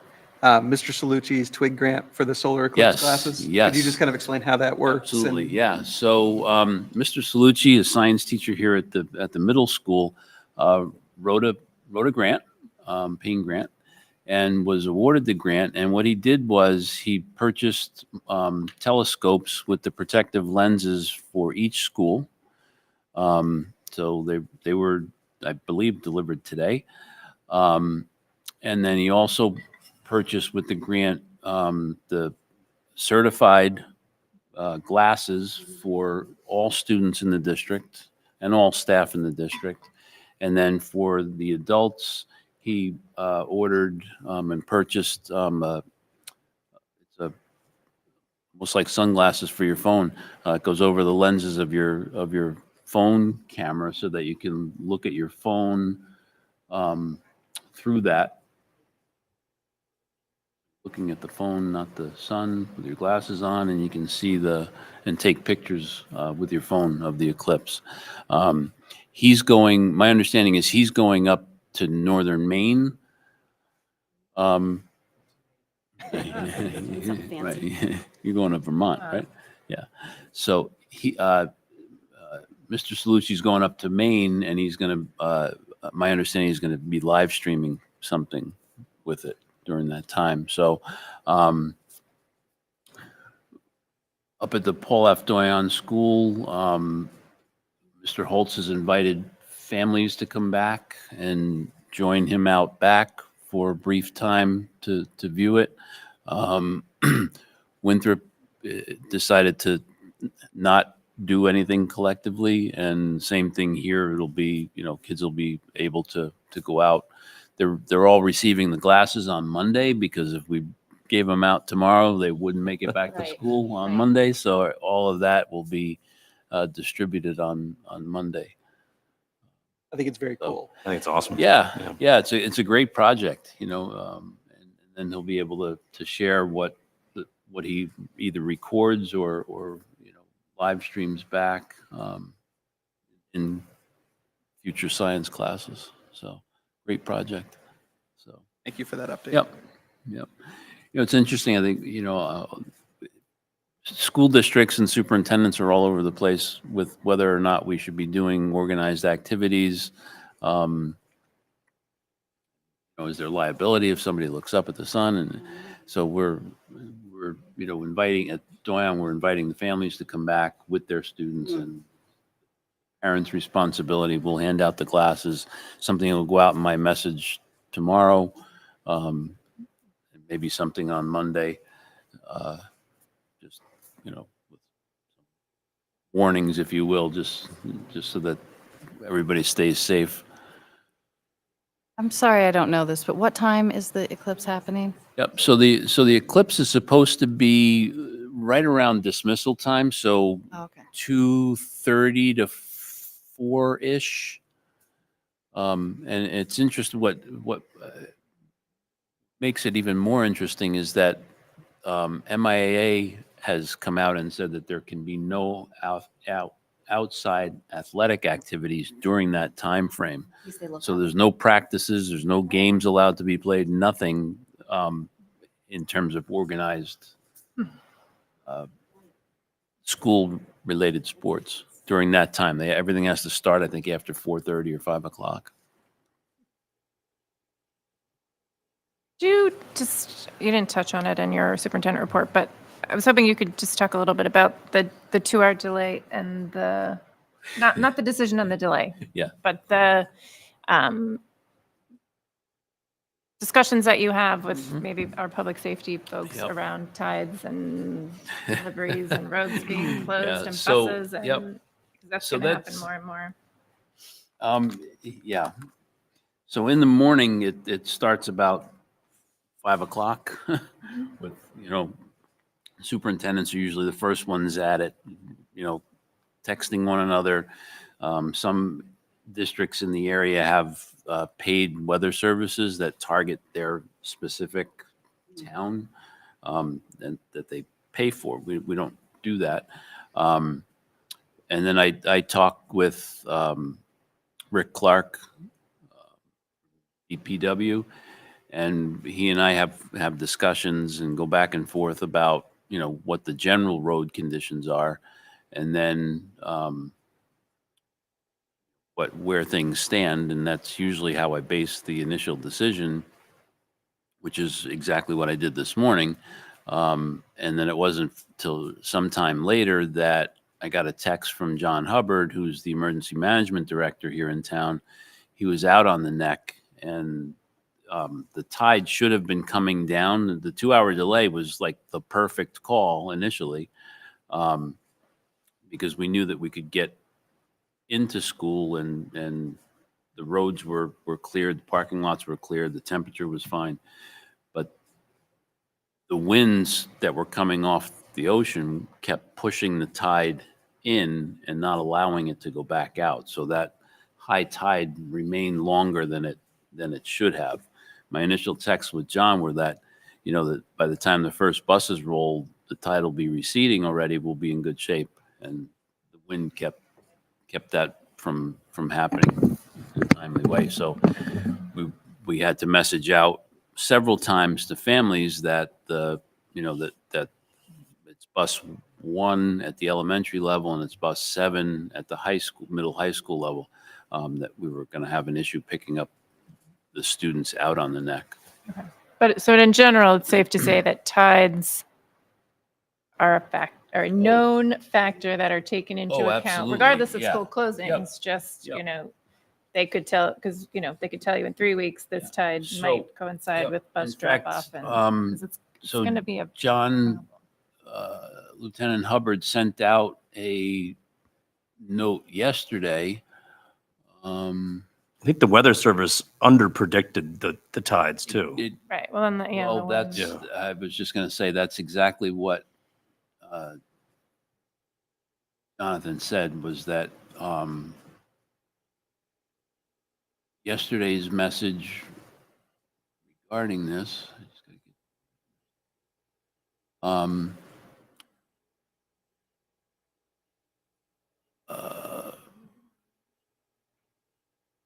sorry. I know you were 2 to 3 foot surge potential. We're looking at a total tide of 12.3 feet. The tide is high tomorrow at 9.3 at 8:05 a.m. Should be under the threshold for flooding.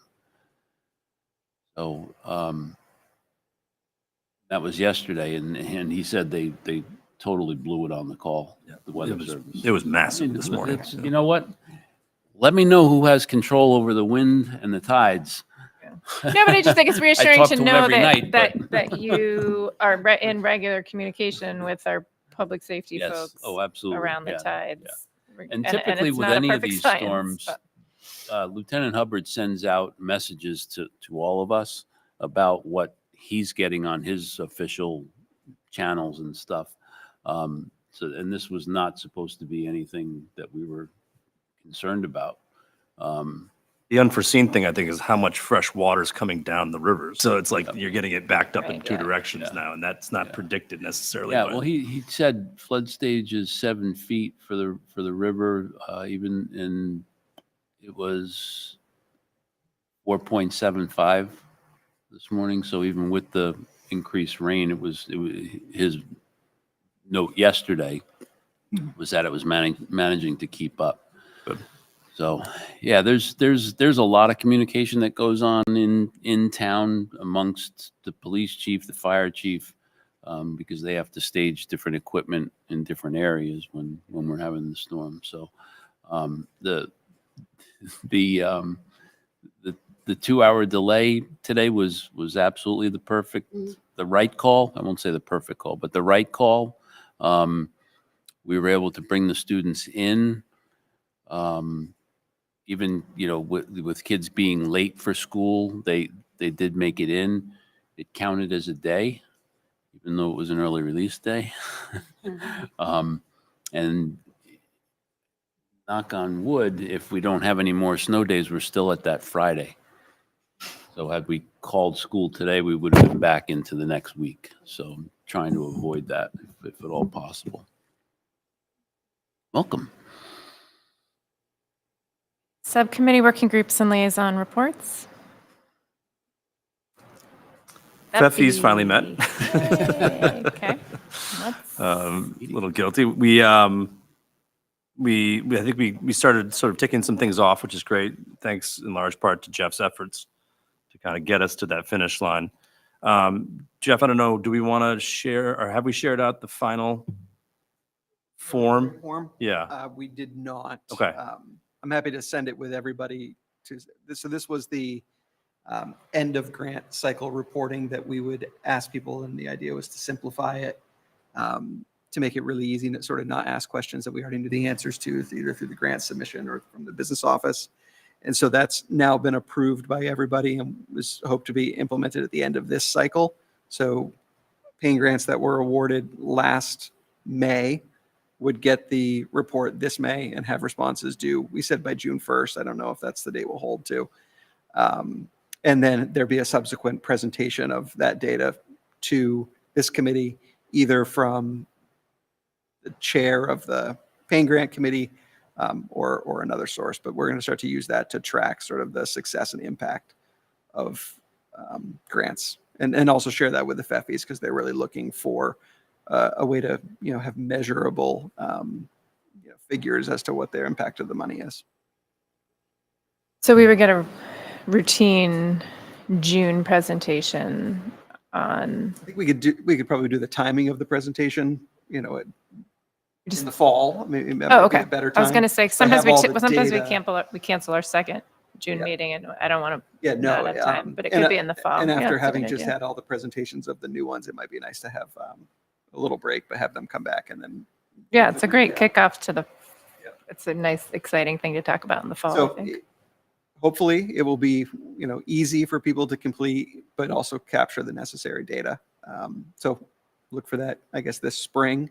And then after that, it'll be an ongoing piece, and eventually just maybe added as a couple documents in the application, just so that people who are filling out the application side of know the expectation of what they need to do on the back end. Okay. And any talk about policy changes or? Yeah, well, I mean, there's some policy changes that we've been looking into,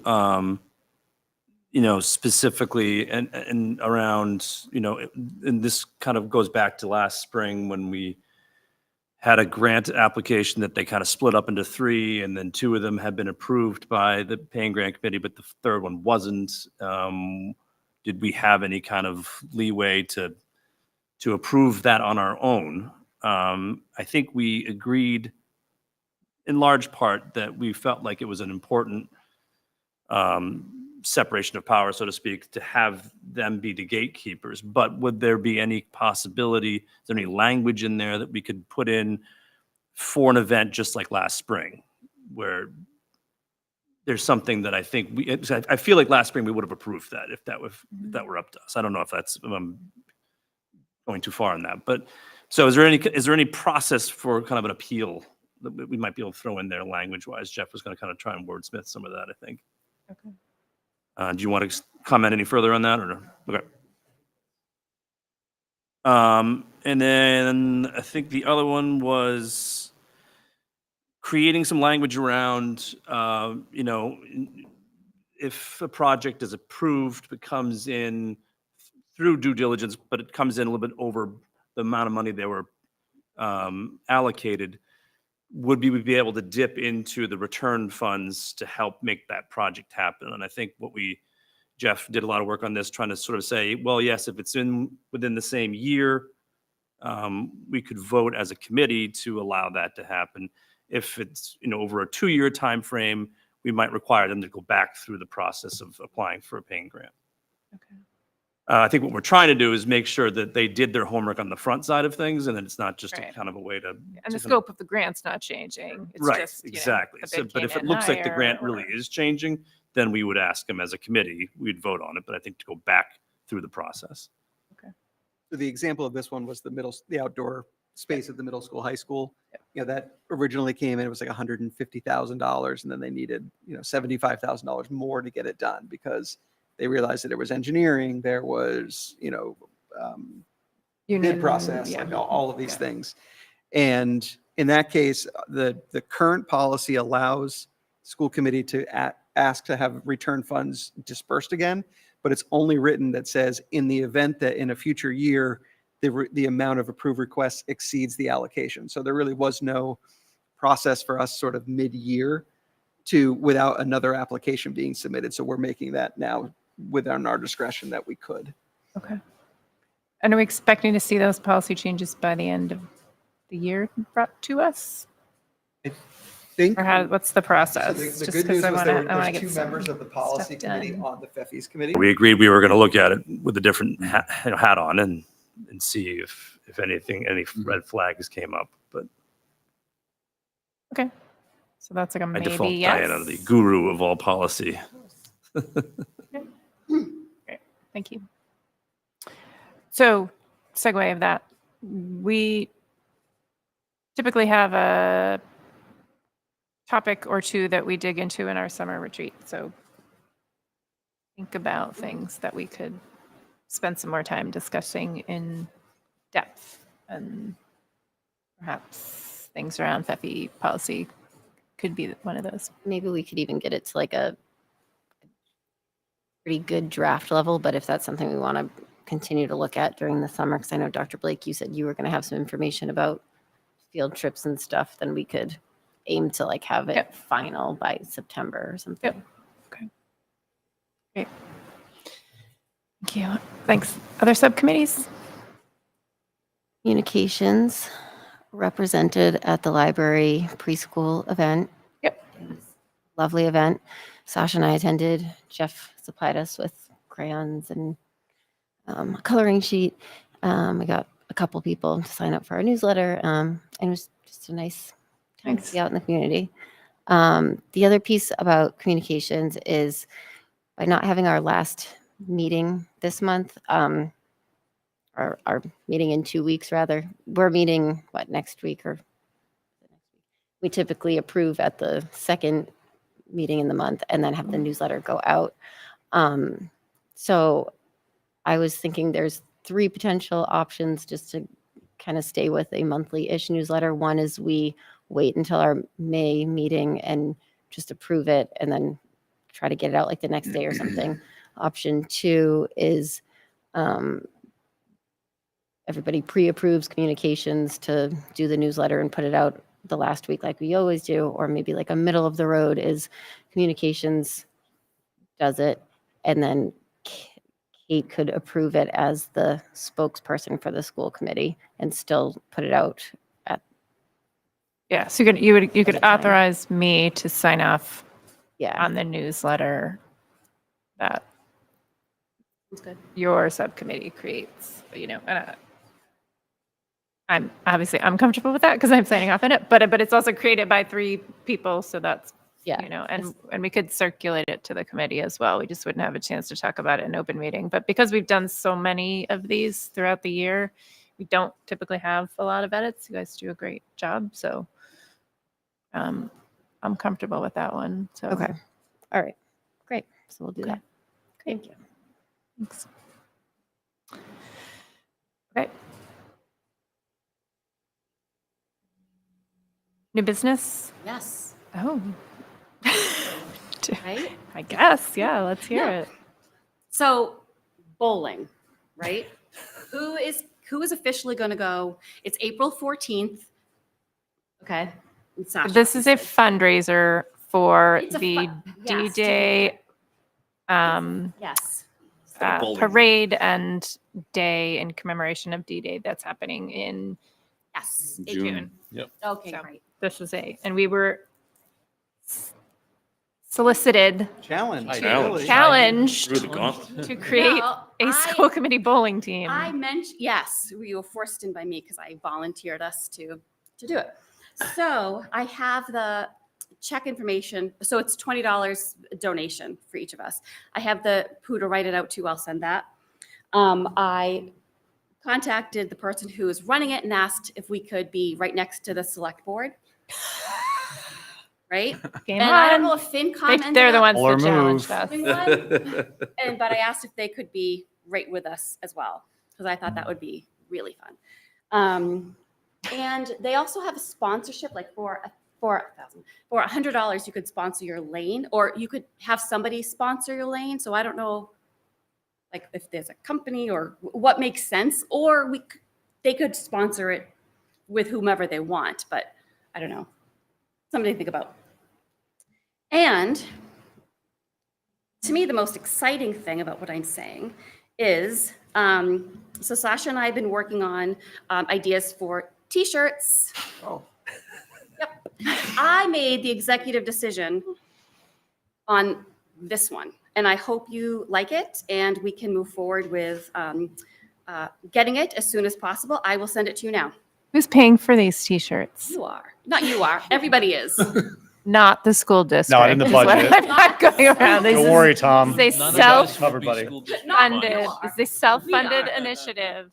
Hold the budget back. Thank you for clarifying. Clarifying. 7 private citizens Okay, sitting so I around. sent, does everybody get my email? No. Oh, Really? there it is. There it is. Okay. Tell me what you think. We want it to be tiger oriented. Diana, what do you think? I'm kidding. That's the Little joke. That's child. a joke. Sasha, and I told Sasha I'm just going to send that. Just to be fun. It's Different Tigger. direction than I I thought want we to were go going. Okay. So, yeah, Sasha and I are looking for the real ones, and they'll be orange, and they'll be have a tiger on them. And as Sasha had mentioned to me, that we'll use these for other reasons for volunteering as a school committee. So the money won't be just for a one-off T-shirt. We could use them for volunteer work. Well, I can be there for this. Will I be able to watch this live streamed from? Can one of us wear like a? I hope one of not. those things? But you need to get a T-shirt too, even though you're not going. I would love a T-shirt.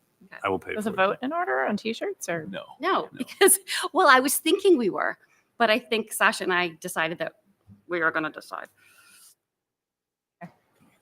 Jane's Other going to new make the business? executive decision. Yeah. Yeah. We won't do Tigger. Okay. Vouchers and bills are all set. Thank you for that. Sorry. not to Thank you. Move on so abruptly. Thank you for that important agenda item. Consent agenda, move the Ipswich School Committee to approve the following: a gift of $2,200 from the Institution for Savings Charitable Foundation to be deposited in the gift account to be used for the STEAM Showcase. A donation in the amount of $1,050 from Joseph Dixon to be used for the robotics team to be deposited into the gift account. And a donation in the amount of $5,000 from the Ipswich Education Foundation to be used for the robotics team to be deposited in the gift account. Second. Moved by Kate, second by Diana. All in favor? Okay, Just for the unanimous, record, thank you. In your folders this evening is all the financial reports, the monthly financial. Okay.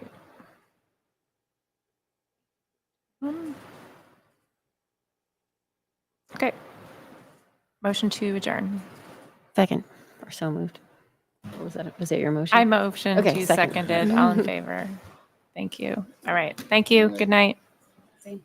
Hey, drive safe. Yeah, you.